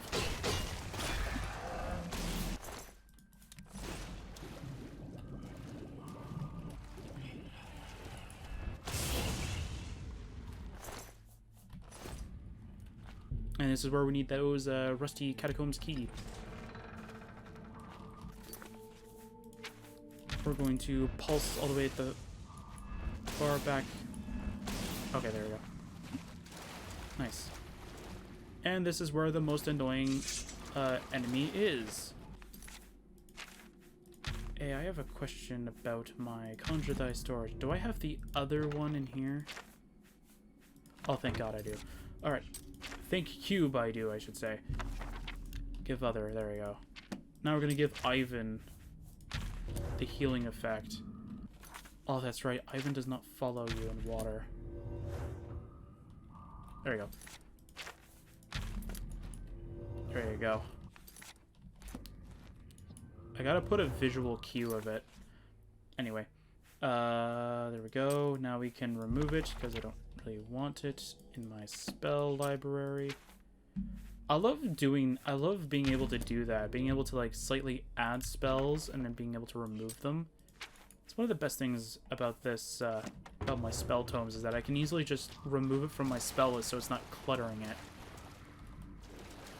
Yeah, see, Ivan does not like water. He just freezes in water, which is weird. But anyway, so we need to continue on through this area. We're going to save, and now we're going to progress. Deep in the catacombs of Ivellon, I came across an undead magician who wears a magnificent crown. It must be the crown of catharsis. I have to defeat the magician and take the crown. Alright, magician. And after you weaken him a little bit, you end up in this area. I recommend saving as soon as you get in here, because sometimes you'll run into issues. So once we head up to this area, about... No, it's not this area. It's about here. When you get a straight shot to him and he hasn't detected you, save it again. But before you continue onward, or before you go, or before you save, summon Ivan to you. This step is quite crucial. Now, once we walk forward, you behold the staff high atop of the ruin, and maybe there is a chance to reach it. There is a way to reach it. But now we must face the sorcerer. Ivan, come on, man. There we go. So this is why you want to summon Ivan or any other companion NPC. They will distract the magician long enough so that way that you can actually make it up there. Okay. You want someone to distract him because he has a shock spell that will kick you off of this area. So you want to make sure that he is very well distracted.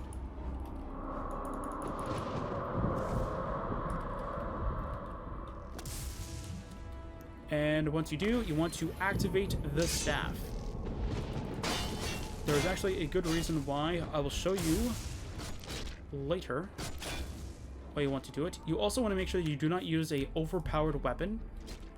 Or if you do, save the game and switch before you fight the magician here. There's actually a good reason why. I ran into this as well. The game will crash. For some reason, I don't know why. Also, you cannot loot the sword or the shield if it does somehow drop. Because just like the Thoralis boss fight, they are here. Now, there's a reason why the staff, you want to be able to collect the staff. So we're going to save, and we're going to load up that save where we were fighting before the fight. We're just going to go charge at him. Because why not?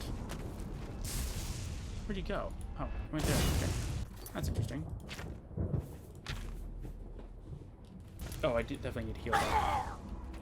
I need more magicka. Good thing I have, like, on battle recovery. It's kind of nice. No, where's Death's Embrace? There we go. Death's Embrace. You can also use paralysis spells on him, or do what I did, which is the drain, or damage fatigue, or drain it, or whatever. So, we didn't pick up the staff this time. It's not there. But you still do get the sword and the shield, which is cool, but we also want the staff, so collect the staff. Once you've got the staff, you get this, you get the Sunfire Sword, one of my favorite swords. This is the one that I usually replace Elven Fire for. It's a really nice looking weapon. We get the Sunfire Shield, and we can loot the Mad Magician, which will give us a little bit of backstory. Do I want to read this? Yeah, I don't think it gives you a note. As soon as you reach for the body on the floor, a cold shiver runs down your back. In your head, you see memories that are not yours, images too horrific and disgusting to be ever forgotten, engraved in your memory forever.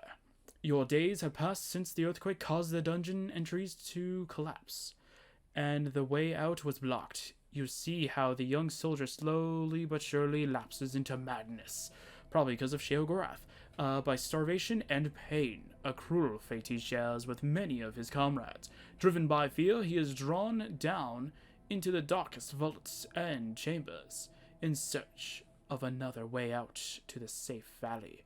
Screaming for fear and desperation, he runs deeper and deeper into the vaults and catacombs until he collapses due to sheer exhaustion.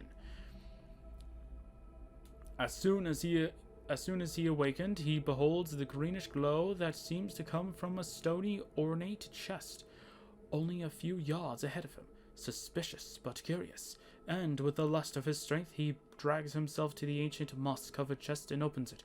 Could he still believe his eyes? The last bit of his withered mind refuses to believe what he sees. In the chest, he finds a staff, a shield, and a sword, richly ornated magical artifacts, worthy of a powerful hero or a king. However, he is not interested in them. Not in the least. Reason for that is the fourth item inside of the chest that outshines the brilliance of the other magnificent artifacts. It even downright seems to absorb it. It looks like a crown, but in some way it is different from all those royal crowns the soldier has heard or read from in fables and tales so far. Mesmerized by the crown, he holds it in hand. Holds it in the hand. Probably in his hands, maybe? I don't know. And cannot refrain from putting it on. Just in this very moment, all life escapes from the body of the soldier. All of his life, no, weeks later, he rises once again. Long gone mad by hunger, fear, and desperation, the crown has taken the very last bit of his humanity and pushed him even deeper into the abyss of insanity. He is aware that he is not himself anymore, that his life as a human being is long gone.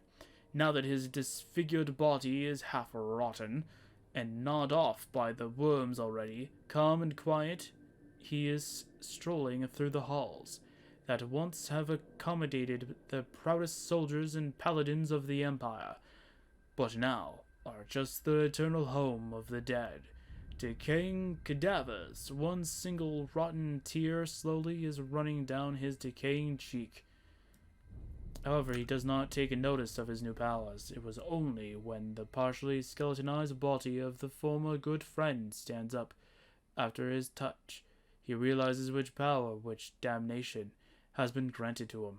With every rotting body that he wakes to an undead life, his ease of mind wanes and changes to a wild insanity until he loses even the last bit of his human mind. After he has accomplished his unholy work, he goes back into the deepness of the catacombs where he came from and begins to wait. A couple of days after the entrances to the dungeons of Ivellon have collapsed by an earthquake, one of the soldiers came across the crown of Catharsis, which has been corrupted by it and has resurrected all the undead as a result of this. This could explain the great number of undeads. I don't think undeads is a word. I think it's just say undead. Great number of undead. I think the secret of Ivellon has been disclosed by this. I have taken the crown of Catharsis. It must be destroyed at all costs. So we're going to do two things. There is the destroy crown thing, and not only that. I'm going to save it here. Come on. There we go.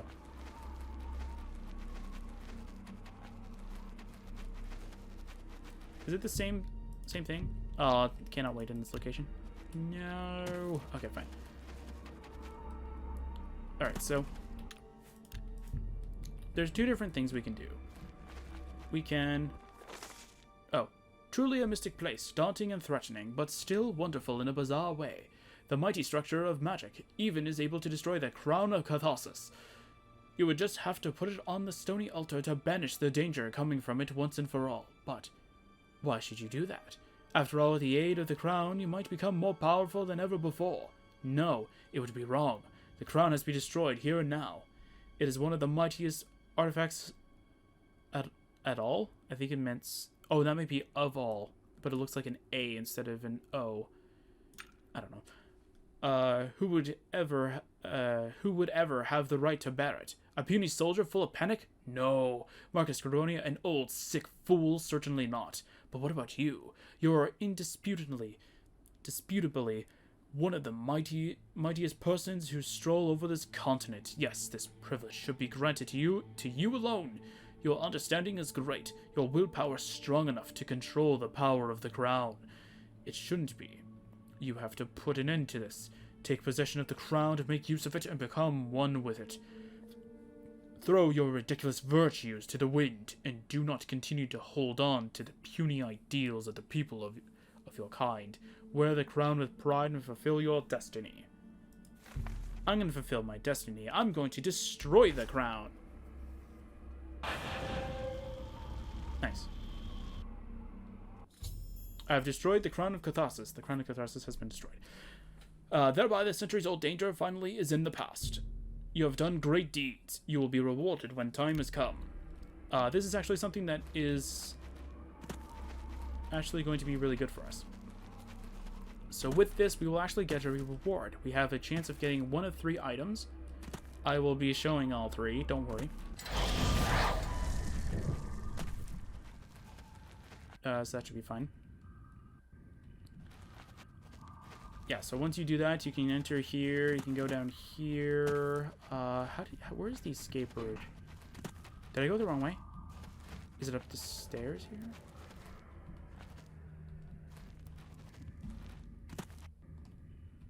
Oh, no, wait, I got turned around. Never mind, I got turned around. My bad.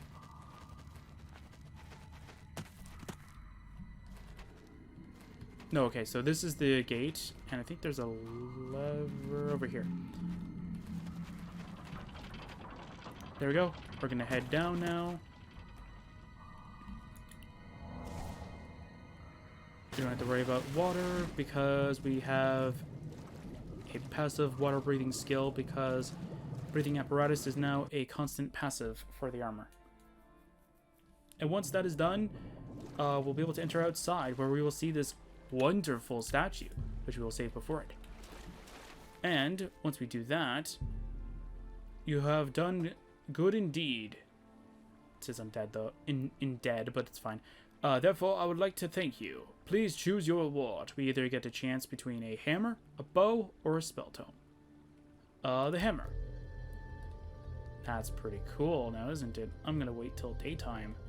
I cannot wait while enemies are nearby. Well, that kind of sucks. That's pretty cool. You are now the owner of Xilestar's hammer. Once a day, you can get it blessed, whereupon the next hit, the hammer will release an incredible power. Cool. But we don't want the hammer. We want the bow. The bow looks kind of cool. Ooh, that's a nice looking bow. That's fine. I may not be able to show what the hammer does, because depending on how it is, how the spell is given, it might not work. And this spell tome. Ooh, spell tome. And there you go. It is called Frost Nova. Very cool. But now, we shall change fate itself. We are now heading back to the altar. I refuse. I put on the crown this time. Henceforth, I will wear the crown of Catharsis. It will prove to be very useful. You have chosen your fate. Wear the crown with pride, and soon you will notice the first changes. Now you do not turn into a skeleton. That is just something of like a lore kind of thing. Like if anybody else were to wear it, they would turn into a skeleton. But yeah. And now we can head back up here. We do the normal things. Blah, blah, blah. Okay, I want to check something now. Okay, I don't know what it is. Okay, I'm confused. Okay, so my confusion stems from the fact that, like, there's 2 different Crown of Catharsises. I'm wondering if it's, like the Knights of the Nine armor, like the Crusader armor, or the Crusader relics.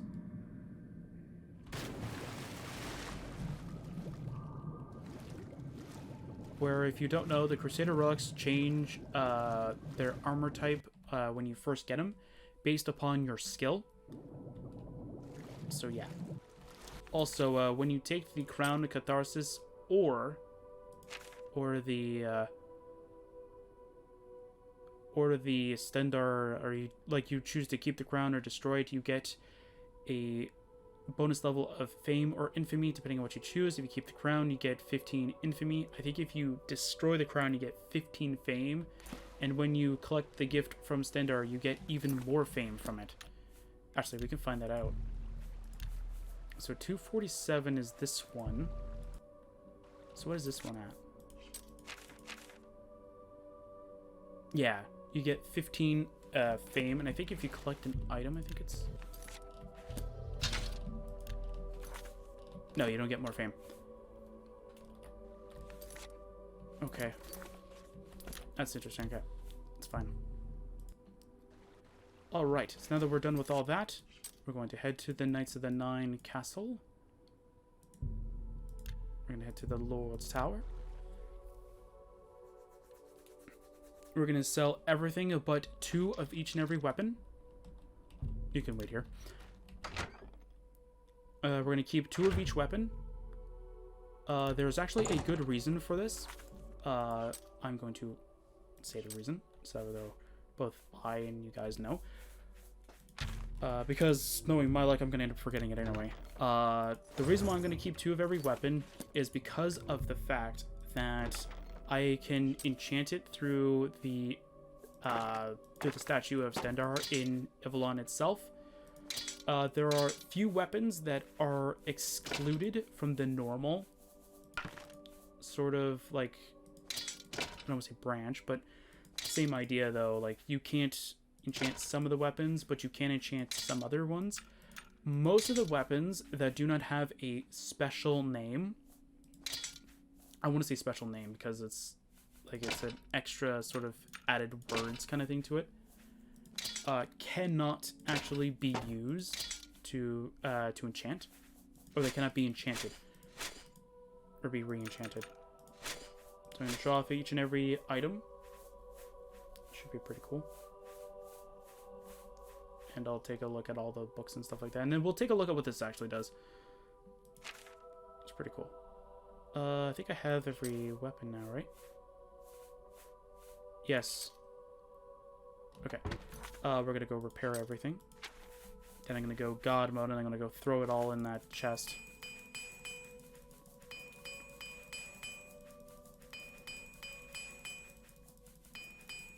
Should be easy. Oh my god, the Chronic Catharsis has a lot of armor. There's a lot of health. I'll find out how much health it has. It's gotta be pretty high though, if it's actually gonna take that long. Alright, let's go do this then.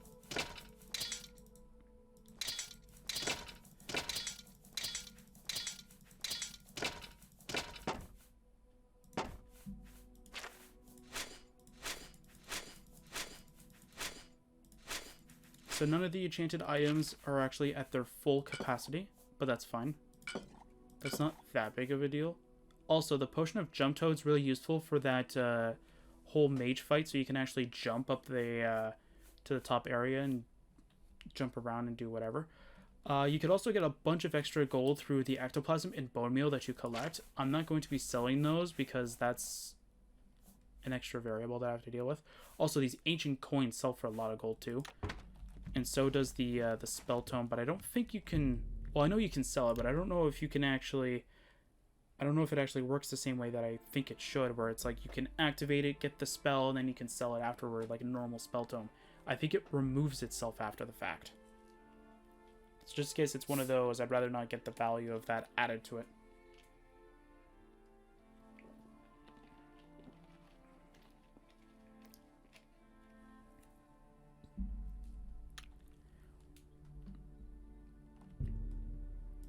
Okay.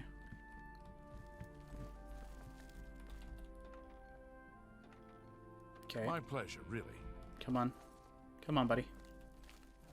There he goes. Now you should take every item in the chest. You didn't do it. Ugh, come on.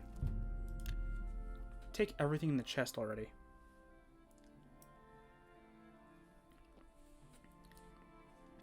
Also, I now have a clear understanding of how this chest actually works. Just in case I didn't mention that in the Lost Spires, I'll mention it here again. Because I feel like I did, but just in case you didn't watch the Lost Spires mod playthrough, hey, that's completely fine. I'm going to mention it here too. This chest has a limit of giving us 3,000 gold per item.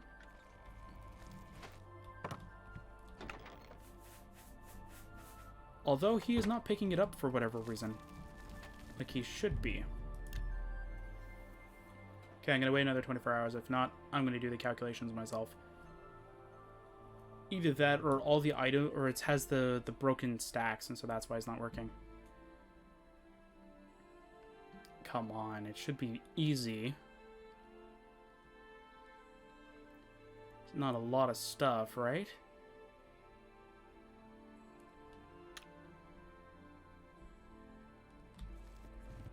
I almost just want to go do the selling myself to an NPC.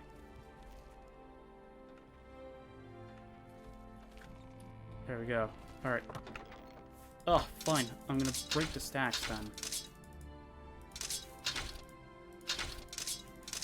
I think the AI is just confused on what to take, so I'm gonna go and fix it then.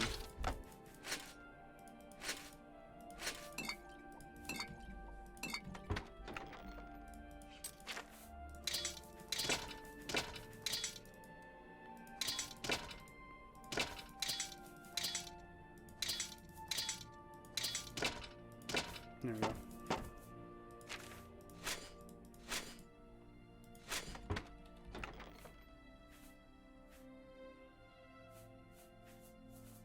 That's weird. Alright. I'll wait another 24 hours. If he doesn't take everything, I'll have to do the calculations on my own time then, and then I'll do it. But I definitely know it's going to be a very high reward. It's definitely going to be around 30, maybe 40,000, give or take. So it's going to be pretty high. If not, it'll definitely be the high if I would have collected all the ectoplasm and the bone meal that I should have been collecting. Okay, did he grab it now? No, he's not grabbing it for whatever reason. Ugh, fine, whatever. It's fine. Yeah, that should be easy enough for him to do. Is it because for some reason it's not registering these? I don't know. Anyway, I don't care anymore.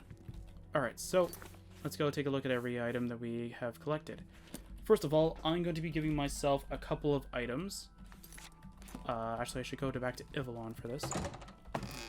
Because I need to know the actual first two numbers. Because I don't know what it is on this save. So we're going to head to the Cloud Tower. Alright, so if you want to know what your load order... Oh. Okay. So if you want to know what your load order is for Ivellon, what you need to do is you can click on the console, click on this thing right over here, and it'll give you the number, so we need 10. So now, if I were to load that text document, so that I can actually get the right things for the Xilestar items. So it is player.add item. Yeah, because I did caps, it's going to do that. There you go. Player.add item 10 042 4C7 will give you the hammer. 043 D59 gives you the bow. And 044 24F gives you the Frost Nova spell toe. Okay, so now that we have all this stuff, we can now actually see what it does. So let's see if this Xilestar's Warhammer gives me the spell. Also, these weapons do have the Warhammer, or the hammer does have special requirements. I'm going to reduce my blunt temporarily just to show it off, though. So if I were to go and let's say my blunt was let's say 1, for instance, and I try to equip the hammer. You do not have sufficient combat experience to wield this weapon. You need 90 blunt. It's supposed to have, I think it has another one, but I think blunt is what it is because I have the strength and such. But I will definitely list what the actual thing is in the description below. But anyway, we're going to wait until daytime, of course. Then I'll show off what the Crown of Catharsis actually does. It gives you small abilities. I'm going to give a brief explanation of what it does. It gives you small abilities during while you're playing. So while you're journeying around in terms of Oblivion, you will randomly get these strange messages popping up that you need to sleep. Once you sleep, you get an extra ability. I think you will get a total number of 3 abilities that I think are about 3-4 days apart each, I think. So, it shouldn't be that hard. Alright. So I'm going to revert back to form. I should have, like, little to no spells, because, yeah, that should be fine. I think I am God mode, so it should be fine. Should be fine. Actually, I should probably put back on the armor, just so I can actually use it. So I actually have to light, though. Alright, so we're gonna head inside, because we need to bless our weapons.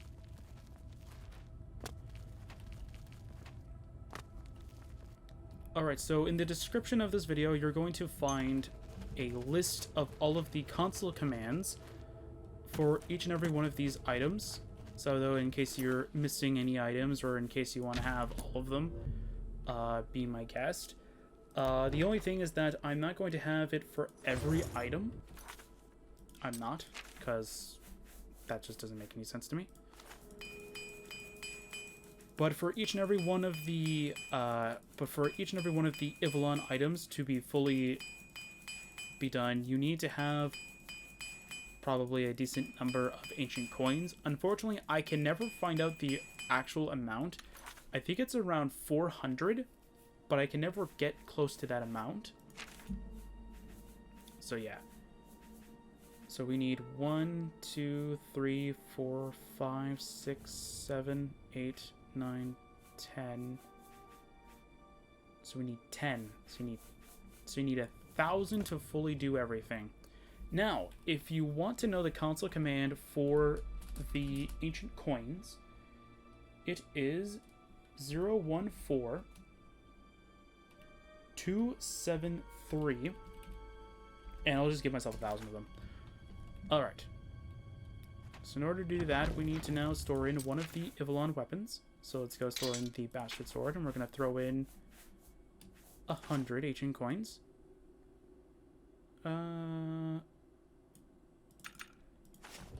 Now you have to activate the statue. It has been blessed. May it cleave the heads of your foes open. So now we'll have an extra thing called blessed, and it'll have a cool little graphic behind it, which is pretty cool.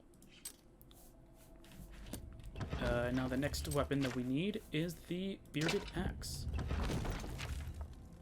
You know what I'm going to do? I'm going to store like 500 or 200 of this and see if it takes only 100 out of it. May it separate the heads of your foes from their bodies. Okay, so I can literally just throw all the ancient coins in here and not even worry about it. Cool. Alright, I'm just going to store all of it in here. The next one that's on the list is the bow. May it always hit your target. That's cool. The great sword. I'm not going to keep an original of it because I don't really care about it. May it leave behind a swath of destruction in the ranks of your foes. Cool. And if I really wanted, I can always just add it back in my inventory off screen, so it's fine. The halberd. May it mow down your foes in droves. Cool. Let's see here. Long sword is next. May it pierce through the hearts of your foes.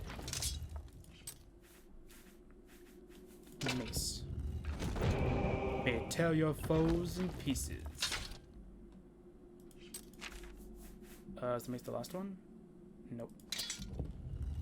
Short sword may slash the throats of your foes. I'm starting to think that I might have miscounted. Two-hander, then I think Warhammer is left. Yep. It cut asunder your foes. No, I think I might have counted right. Never mind. May it smash the skulls of your foes to pieces. Alright, so as you know, there's a couple of these weapons called Hieronymus' Sword, the Elven Ceremonial Dagger, and the Old Family Sword that do not have an enchantment. As you see, it has no effect on strike. But so does these Ivellon weapons. So what if we add this in here with the Ancient Coin? Doesn't register. Oh, that's kind of sad. Okay. So what about the Elven Ceremony Dagger? That doesn't have one either. That's kind of weird. What about Hieronymus' Sword, then? It's the last one, right? Yep. That one doesn't work either. Well, alright. That's done. We're done with that.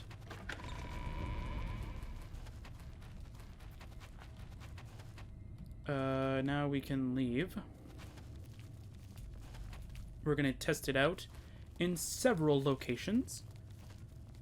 Because we can.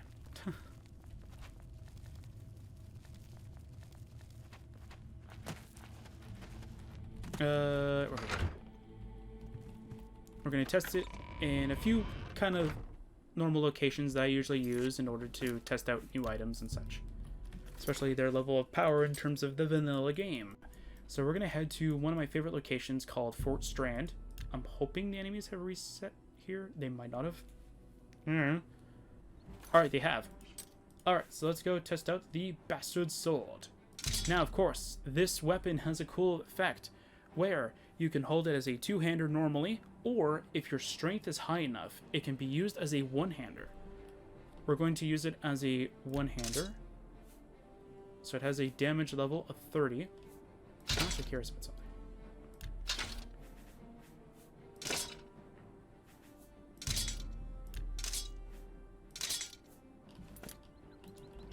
I wanted to...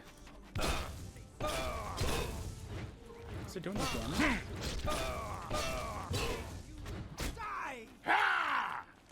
Oh, not nothing. Hey, stop that. Stop that.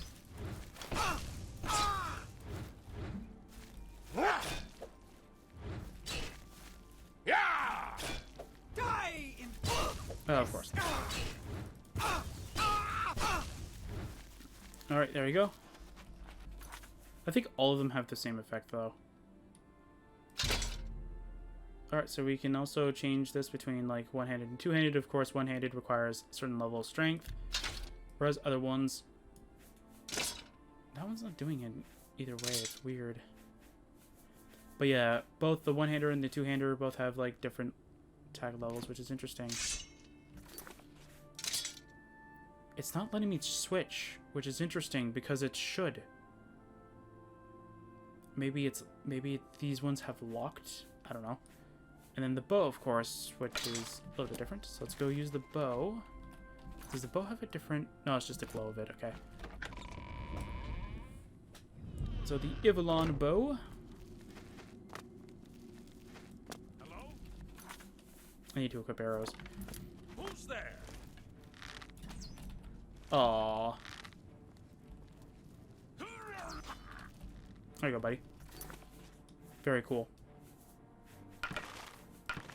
Let's use the great sword. The great sword does look actually kind of cool, though. It's really huge, though. It's really big, though. Oh my word. That's kind of funny, though. That is a huge sword. And then we also have the halberd. Very nice. The halberd also looks kind of huge, though. But it's a halberd. It makes sense. Oh, it's...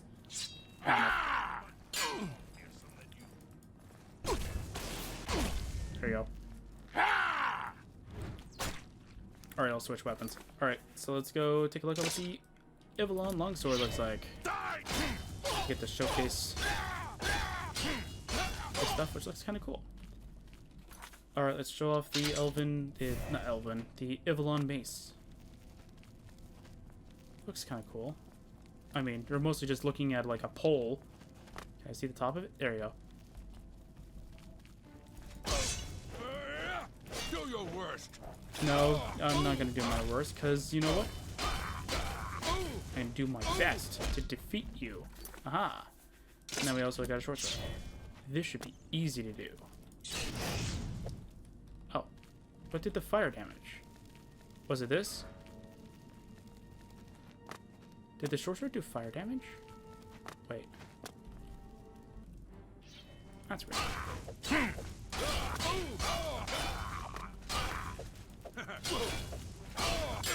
Maybe all of them have a chance of doing fire damage. I'm not quite sure. I'll definitely know by the end of this. And I will mention it also in the description, maybe. By maybe I mean like I will, but like right now I'm not really keen on looking for this information as much as I should be, but it's fine. Alright. There we go. Okay, over here. You have a dog. Nice. Hello there. I have the will of Stendar on my side. Yeah, and if you want Daedric armor, that's like one of the best ways to do it, is just fight vampires and marauders and stuff like that. One of the best ways that I can ever recommend it for people. Now we also have the Warhammer. Although I think Warhammer's supposed to be two-handed, but still, it's fine. Maybe Oblivion just likes it to be two-handers. But it can be a one-hander too. Alright, so we also have the Old Family Sword. It has the same kind of requirements. It can be one-hander or two-hander. One-handed. Very cool. This one kind of reminds me of a steel longsword in the game. It's just got a different... I don't remember exactly what they're called, but it's like the... like before the blade, but after like the hilt kind of thing, like in between there. I don't know what it's called exactly, but that kind of reminds me of, that's the only thing that doesn't make it look like a steel sword to me. But it's pretty cool anyway. We also have the Scepter of the Ancestors, which is a mace, but it looks like a staff. Very, very weird. And in one-hander, it kind of just clips to the screen, which is kind of funny. We also have this stuff as well. So let's go up the list. Let's start with the Bellhammer. You saw it. It kind of looks like a fine steel, like, weapon. I think it's like a fine steel warhammer, just shrunk down, but I might be wrong. Elven Ceremony Dagger, I think is just an Elven Dagger, just a little bit changed maybe, or no changes at all. I want to say no changes, but there might be some changes that I'm just not noticing. I barely ever use Elven Daggers, so that's probably why I'm not noticing it. Elven Fire, very cool weapon. Would definitely recommend using this weapon if you do not have the Sunfire Sword. Or you just particularly don't like Claymores. I definitely recommend the Sunfire Sword. Hieronymus' Sword, same idea, one-handed or two-handed. So one-handed. Maybe if it's one-handed, it locks it in. I don't know. Trying to come up with an idea why it's not letting me change this to a two-hander. Because this is not even letting me to change it either. Or maybe these ones are locked. I don't know. Anyway, the next thing on the list is the Sunfire Staff. We also get a spell called Fire Nova. And then when we use the staff, get to do this. Very cool. Oh, it's just a small circle. I thought it was a big circle. But we can also have access to Fire Nova, which allows us to summon a circle of fire. That is cool. I love that. And what if you block? Can you just spam it? Okay, so it's always going to hit the same spots. That's cool. No, fire doesn't move that fast, does it? Yeah, fire doesn't move that fast. Alright, so there's that. We still have the Sunfire Sword, my favorite weapon. It can either be used one-handed or two-handed. See it two-handed, though. It isn't... I don't think it looks right two-handed, but it's fine. Then if you unequip it... Oh, it does it again. I think you have to store it somewhere or something. What if I drop it and then pick it back up again? There you go. That's how you have to do it. You have to drop it and then pick it back up, and then it allows you to change it to one-handed. Yeah, this is one of my favorite weapons. And it has a 5% chance to cast Sunfire for 1 second on strike. I think you're the same thing? No, Elven Fire for 1 second. There's a wolf over here. Where are you, buddy? Yeah, this is my favorite, one of my favorite weapons. Oh, I didn't get the fire effect. That's kind of fine, though. And that is most of the weapons, except for the Stendarr ones. So we have the Stendarr Hammer. Looks very nice. Of course, if you have enough blunt, it looks really good. Does a lot of damage, too. That's really nice. We also have the War Bow. I don't think I can use this, but I'll show it off a little later. Here's the War Bow. Very nice. It's kind of interesting. Okay, let's go to another area, because I'm wondering if this has the same effect that I'm thinking of. There's a different weapon from a different mod that actually does something similar to this, so I want to see if it's actually, like, the same.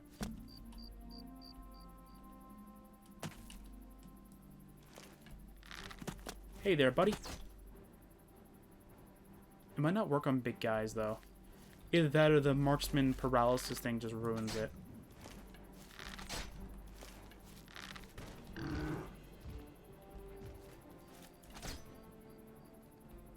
Yeah, because it's just the push effect. I have a spell that does something similar to it. Mine's just more crazy in terms of its levels of being able to push enemies, though.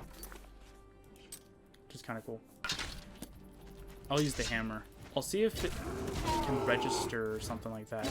I know it has a spell that gets attached to it, but I'm trying to figure out if it might be able to activate it. If you do go for the Warhammer, I'll still keep its note. I'll have the spell right under it, just so that, like, you can also use the spell for it. I just don't really think it's really needed right now. And we also have the two spell tomes. We have Frost Nova and Holy Wine Barrel. We'll do this one. The magician gains the power to summon a barrel full of holy wine once a day that cures all of his afflictions and wounds. Do you want to read the book to learn this spell now? It requires 75 intelligence. We're going to say yes. And then Frost Nova, a bring of bone-chilling frost. Holy Wine Barrel added. Bone-chilling frost emanates from the magician and freezes everything around him, whereas the caster himself is protected from any cold effect. Do you want to read the book to learn this spell now? Requires 100 intelligence and 75 destruction. Yes. So it does use it up. Oh, the staff actually just gives us the spell permanently. Well, that's interesting. Or maybe I glitched it? I don't know. We also have Frost Nova. Let's try this one. We'll try it in Barren Cave. Then I'll show off all the armor and stuff. Alright. Hello, Barren Cave. I have come to explore you with my Frost Nova. I'm just warming up, pathetic worm. Ow. I am God mode, you. Frost Nova.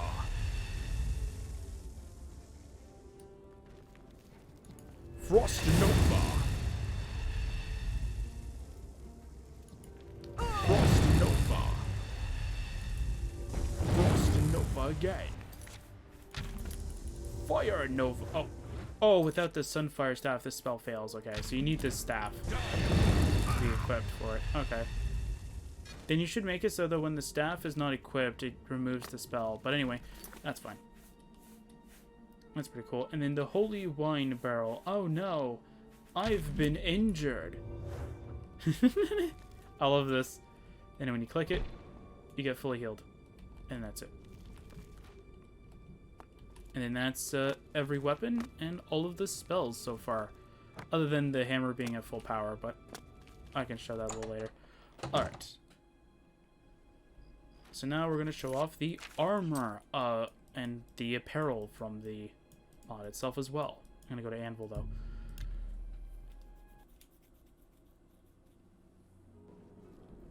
Alright. Let us go and show it off. Alright, I'm going to unequip the arm. Wait. Oh, that's the Burner of the Ancestors. Yeah, I'll remove that. Wait, where's the reversion? Revert by form. There you go. Perfect. Alright. We also have Ivellon. Yeah, so the armor will... so the helmet will also ask you if you want it open or closed. Open, of course, provides less protection. I think it's like 1 or 2 points, so it's not really too much, but it is still pretty much... like, it needs to let you know if it's opened or not. And I'm just going to equip the sword, though. So this is what the... I'm not attacking. There we go.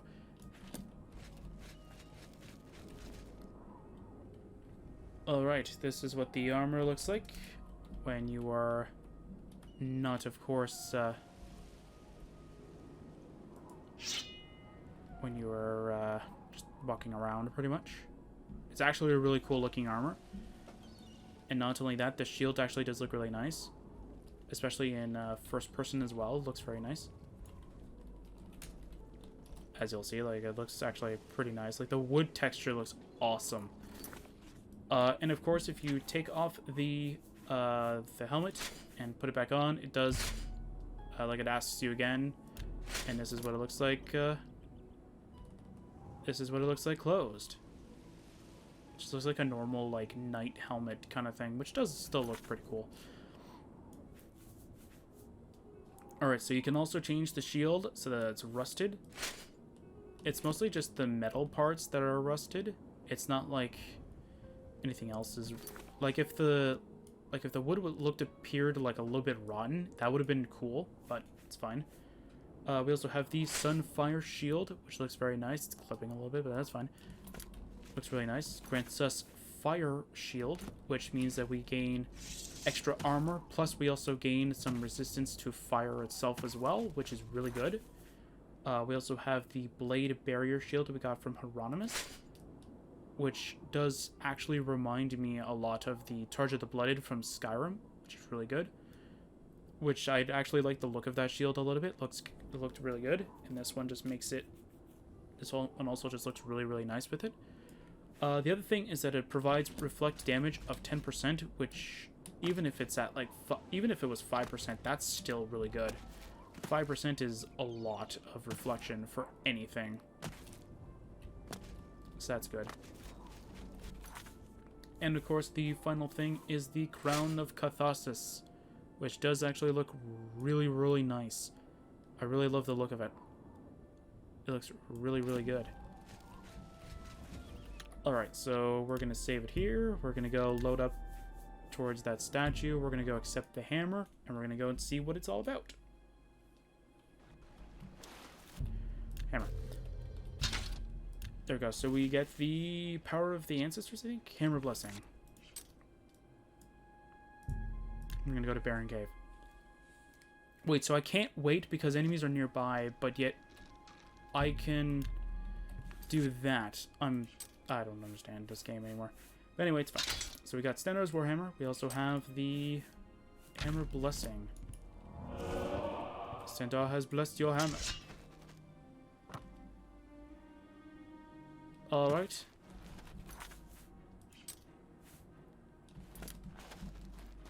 Alright, Minotaur. Ah, okay.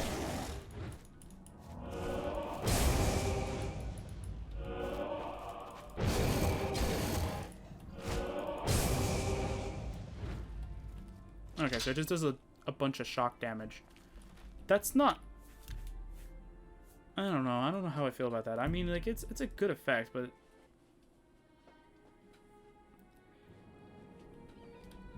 I don't know. It's not that powerful, to be fair. Alright, now we need to equip the Crown of Catharsis. I'm gonna guess that we actually need to keep it equipped. Because it makes sense.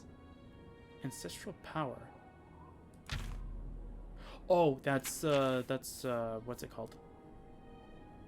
Come on, brain, catch up. That's the scepter of the ancestors, I think. Yeah, scepter of the ancestors. Couldn't remember the name of it.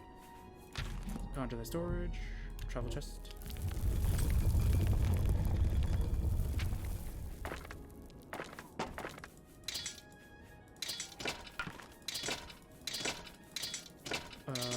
Where did everything go? Oh, that's right. Yeah, I had to fix my mod, and because I had to fix it, I think I stored everything in Benner's Manor. That's why all that stuff is missing. Either way, it doesn't really matter.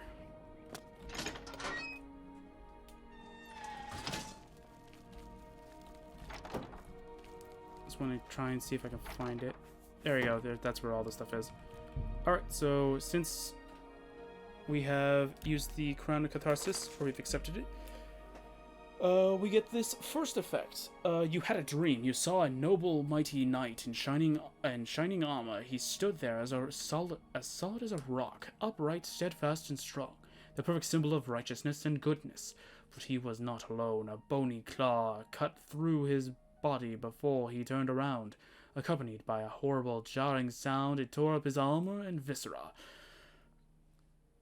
Stertorously, I hope that's how you pronounce that, the knight went down, where he miserably suffocated on his blood before his skull has been severed from the torso by a second claw, and the ugly pool of blood became even larger. The crown has granted you a new ability. Now you are capable to summon a Reaper. That's hilarious. It's like, there's this tragic backstory. By the way, you get a new spell.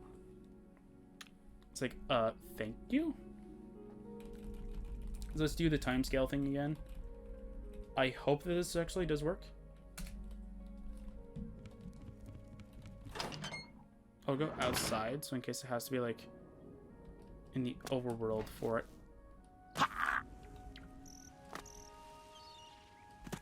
This is a time move.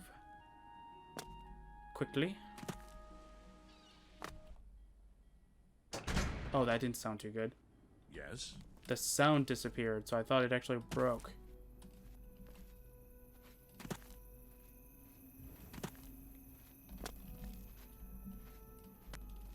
He doesn't even know what to do. He's stuck.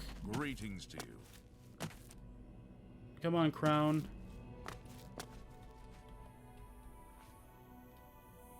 Whenever you feel like working, that would be awesome. Actually, since we have Infamy on this save, one thing that we can do is we can actually equip the armor. Then re-equip the crown. And now, each and every time a day passes, we can now just decrease our Infamy. Or does it not like this method of skipping day? Yeah, all of a sudden you feel terribly tired, you should search for a bed to have a lie in. Alright. Set timescale back to normal, which is 30. Oops, that's not 30. That's a weird smiley face thing. Save the game, just in case it doesn't like me time skipping like that. And with that, we can continue onward.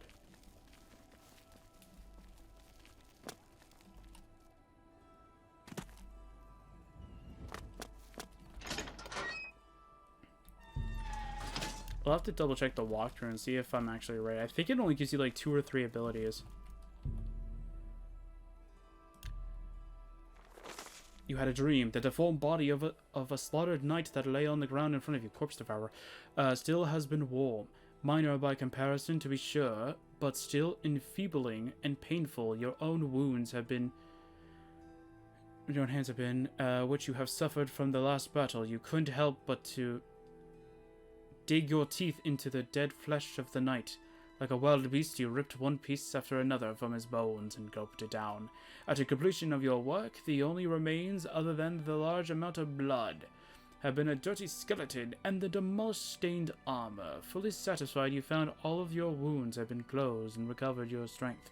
The crown has granted you a new ability. Now you are capable to consume the bodies of your slain enemies. Yay! Actually, I think those are the only two abilities. There might only be two. There might not be three. Actually, let's go check the walkthrough. Maybe the walkthrough will tell me if I'm right.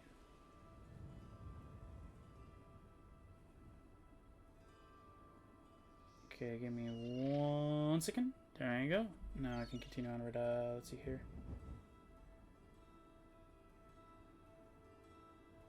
Okay. Yeah, extras. Nope, does not say what you need to do in order to get all of the Ivellon or the chronic catharsis' way.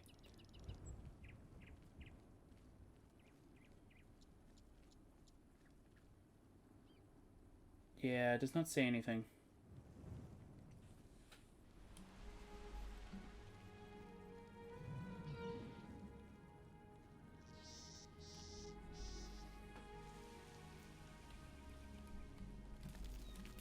Yeah, okay. So let's do it again. I'll do it for like a couple days then, and then if it doesn't do it, then it's fine. Involved in a border dispute. Actually, I'll speed it up. I'll put an extra 0 at the end. So it's a lot faster. Let's see.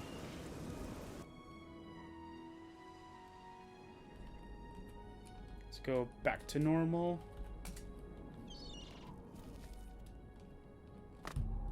And I'll wait 12 or so hours, and we'll see if anything changes.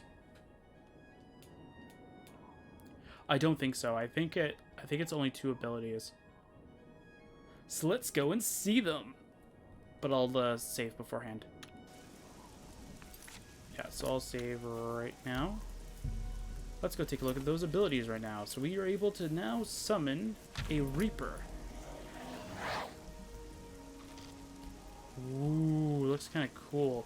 I think our Reaper is different than the ones that we could find in the dungeon. Because I think this one is, wait a minute. Oh. Oh, I think if you attack it once, it becomes evil. Interesting. Okay, give me 1 second. We're gonna start... Okay, we're gonna attack the guard. We're always on. Yep, you're always on duty. Sure, buddy. Oh, my thing didn't work. You didn't save. Alright, fine. Okay, so we've killed a guard. We're now What do you? we're now terribly weak from the fight. So we're gonna do this. I think if I remember correctly, this causes... No? Okay. That's kind of cool. What do you need? Does that actually give me a bounty? Fine. Still alive. And he still has his inventory too. You know what? Let's find out. I'm going to use the kill command, just so that we don't cause issues. But because there is guards nearby, it's actually You're a see. sneaky looking sort. This causes things to happen. What do you? Nope. Okay. Good day. They didn't run to me, so that's actually a good sign. But there you go. Perfect. Alright, so we're going to go quickly grab every book, and we're going to go and also very quickly go and grab just about everything we can. I grabbed all the cash stuff? Oh, okay. Cool.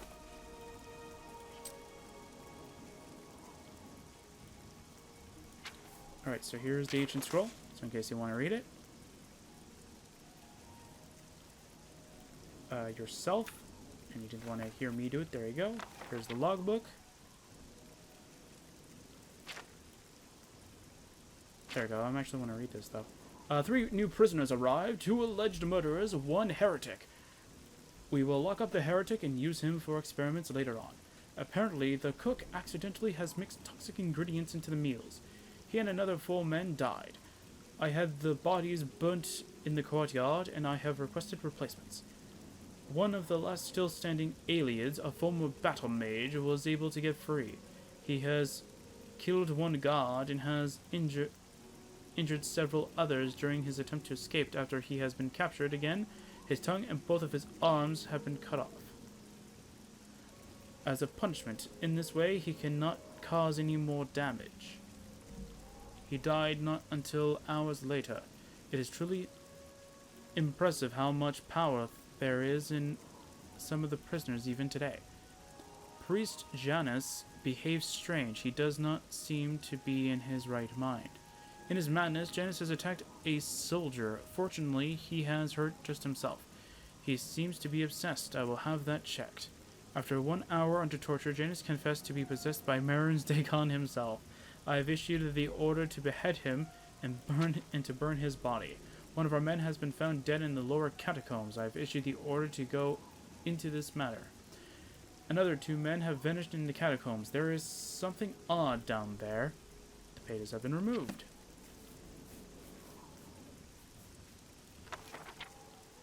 The 2 missing men have been found again. Apparently, they have their posts. They have left their posts without permission to have a drinking bout. I have released them from their duties and had them put behind bars. An investigation revealed that the dead soldier who has been found yesterday morning most likely had suffered from a disease from a long time already. He must have kept it a secret to everybody. 2 new prisoners have arrived. I will leave them to the alchemist, who has requested new test objects some time ago. Weird. A serious earthquake caused the mountain to tremble and the dungeon's entrances to collapse. According to rumors, the keep is said to be collapsed and is blocking the entrance. Now I will let it clear as soon as possible. Apparently the degree of the disaster is way beyond previous expectations. We hardly move forward, always in danger of more parts coming down. Our supplies are pretty much used up. We have to hurry up. More parts of the passage have collapsed. 11 men have been entombed. I thought they said elven men. The rest of the people refuse to continue digging for the fear that the passage might collapse again. The excavations have resumed, but chances are that we will make it.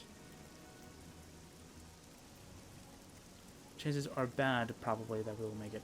Our supplies have been used up, and the men are exhausted, but we must not abandon hope. In the meantime, I have sent some men into the catacombs to search for a second way out. It is pointless. No matter how far we come, more and more debris keeps falling down and everything collapses again. Many of the men have given up already. Others continue digging as if they were obsessed. Some went crazy and in sheer desperation they ran into the lower catacombs to find another way out. We are feeble, famished, and tired. I have abandoned the hope to get out of these damned dungeons ever again. I think that some of the men still desperately try to get to the surface. Some of the torturers have slaughtered and have eaten a couple of prisoners. I never would be able to do the same. And delight? I would never do the same and I don't know, in the miserable flesh of the disgusting pack. I think. I don't know. It has become quiet. Cool. And then the Den Adventurer's note. The letter, which says... Oh, this is just a normal letter, I think.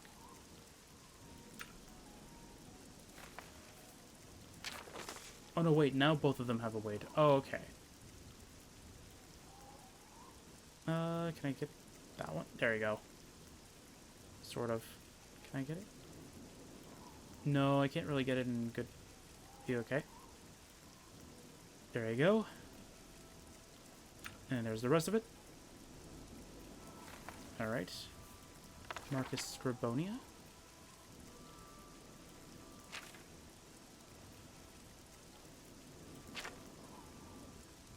Yeah, I'm not reading any of this. Most of them, I just can't read it. Some of the times, it's because the font size is too small. And a lot of the times it's because, like, I think it's one letter, when in fact it's another one, and it gets confusing. Same thing with, like, the missing logbook pages. Like, that one had, like, some words that, like, it's weird, but it's like I can't find it. Like there was a word like that looked like it was spelled like delight, but I feel like it's something else that I'm just not noticing. Here's one of the alchemist's notes. I think there's a certain order in these, but I can't really quite figure it out. Or not that I can't figure it out, but that I don't really know, because this is not like note 1, note 2, note 3 kind of thing.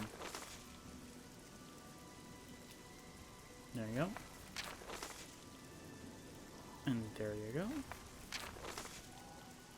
And there you go. I shouldn't have done that. Oh, that was the Ellsworth one.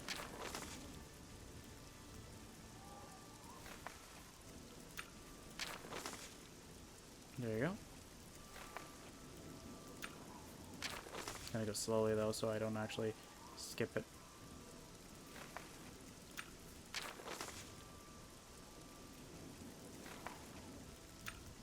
Oh, maybe it is all in order. I don't know. Old diary. Yeah, I'm not reading this. This one's pretty bad too. There you go. Oh, hey, this is the Janus guy. This is the guy that was said to have been crazy because he was corrupted by Mehrunes Dagon. Very cool. Old manuscript. There you go.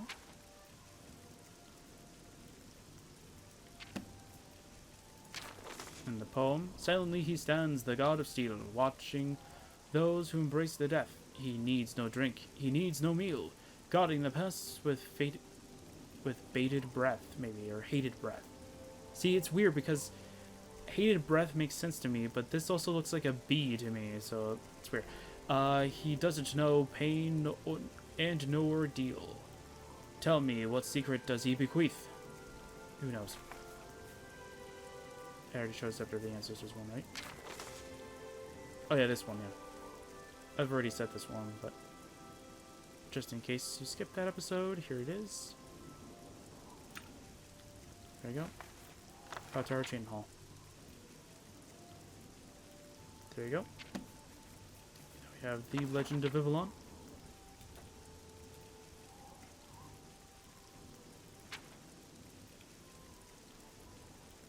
Alright.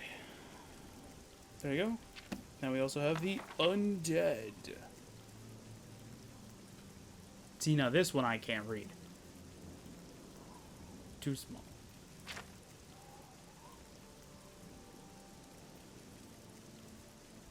Oh, they're talking about the Draugr here. That's kind of cool.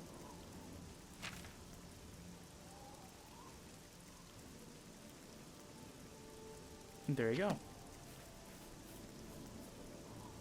Alright, so that is it for Ivellon.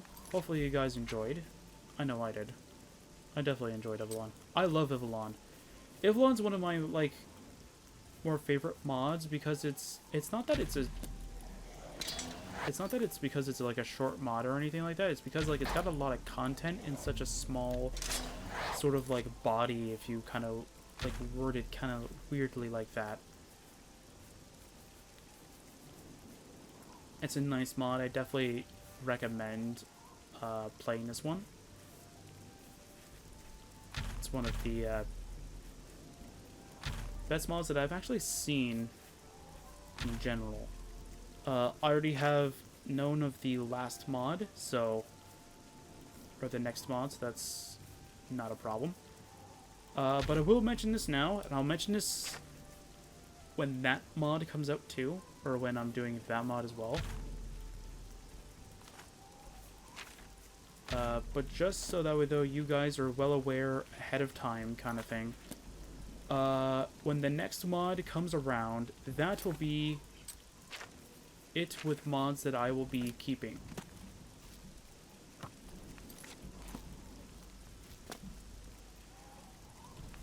It's a mods that I'll actually keep on the character.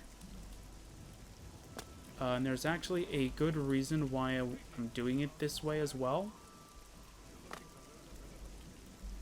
Let's do this.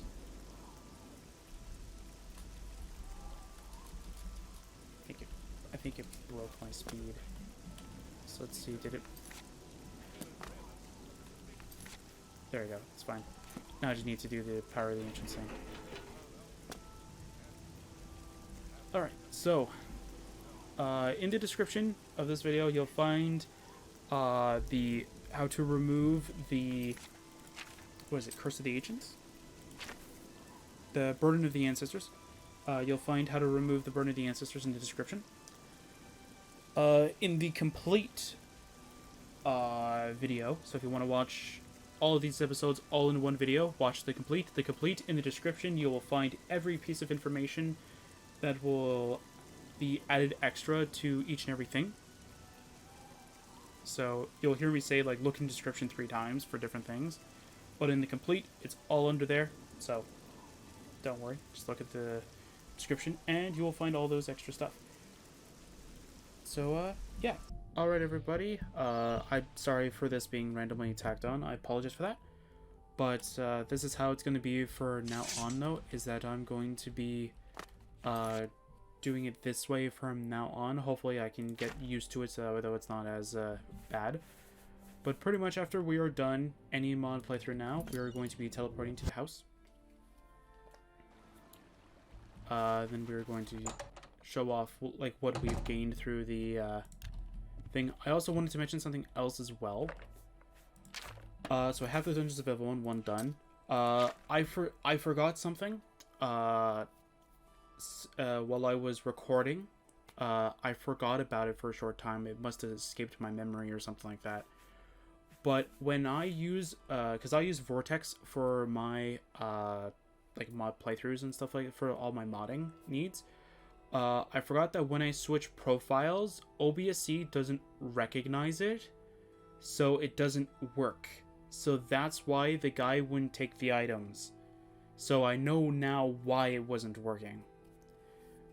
But besides that, here is what we've gotten. So I looked at the Ivellon mod page, and I found that there is a level requirement. It says between level 20 to 25, or if you're better kitted, it's fine. It's the same thing like Bladesong. If you're kitted, you can go lower, but it's fine. Initial gold requirement and modifiable gold requirement, not applicable. There is no gold requirement. There is nothing that you need ahead of time to go and start the mod. You can start it as quickly as possible. There's good. Gold reward, it's not like there's quests that give you gold, and it's not like that there is a lot of things that end up giving you it through like dungeons and stuff like that, so not really applicable here either. Reward, you get the Ivellon armor set. You also get Ivellon weapons, so the cool armor and weapons fills that category, and even the Sunfire sword and the staff and stuff. And you get a companion. You get Ivan, very nice. Selling item total gold accumulated, I got over 100,000 from what I did. The total amount is right here. This is much lower than it should be. Don't worry, there is actually a good reason for it. I had the save reset its the mod, so it removed the original number, but I did look at what we ended off the other mods, so it should be fine. So our reward for this is actually 3. I don't want to go over it because I don't want to go more, because then it's too much. So our reward for it is this armor statue right here. I already had this planned as it was going to be. This part is not planned, so when you activate it right now, it's not going to do any. Now it's not going to do exactly what I wanted, because I have an idea of what I wanted to do. But this was just a quick little mock-up of what it's supposed to do. So pretty much, it's supposed to give you a choice of having Elven Fire or the Sunfire sword. These are replicas, of course. These have the enchants.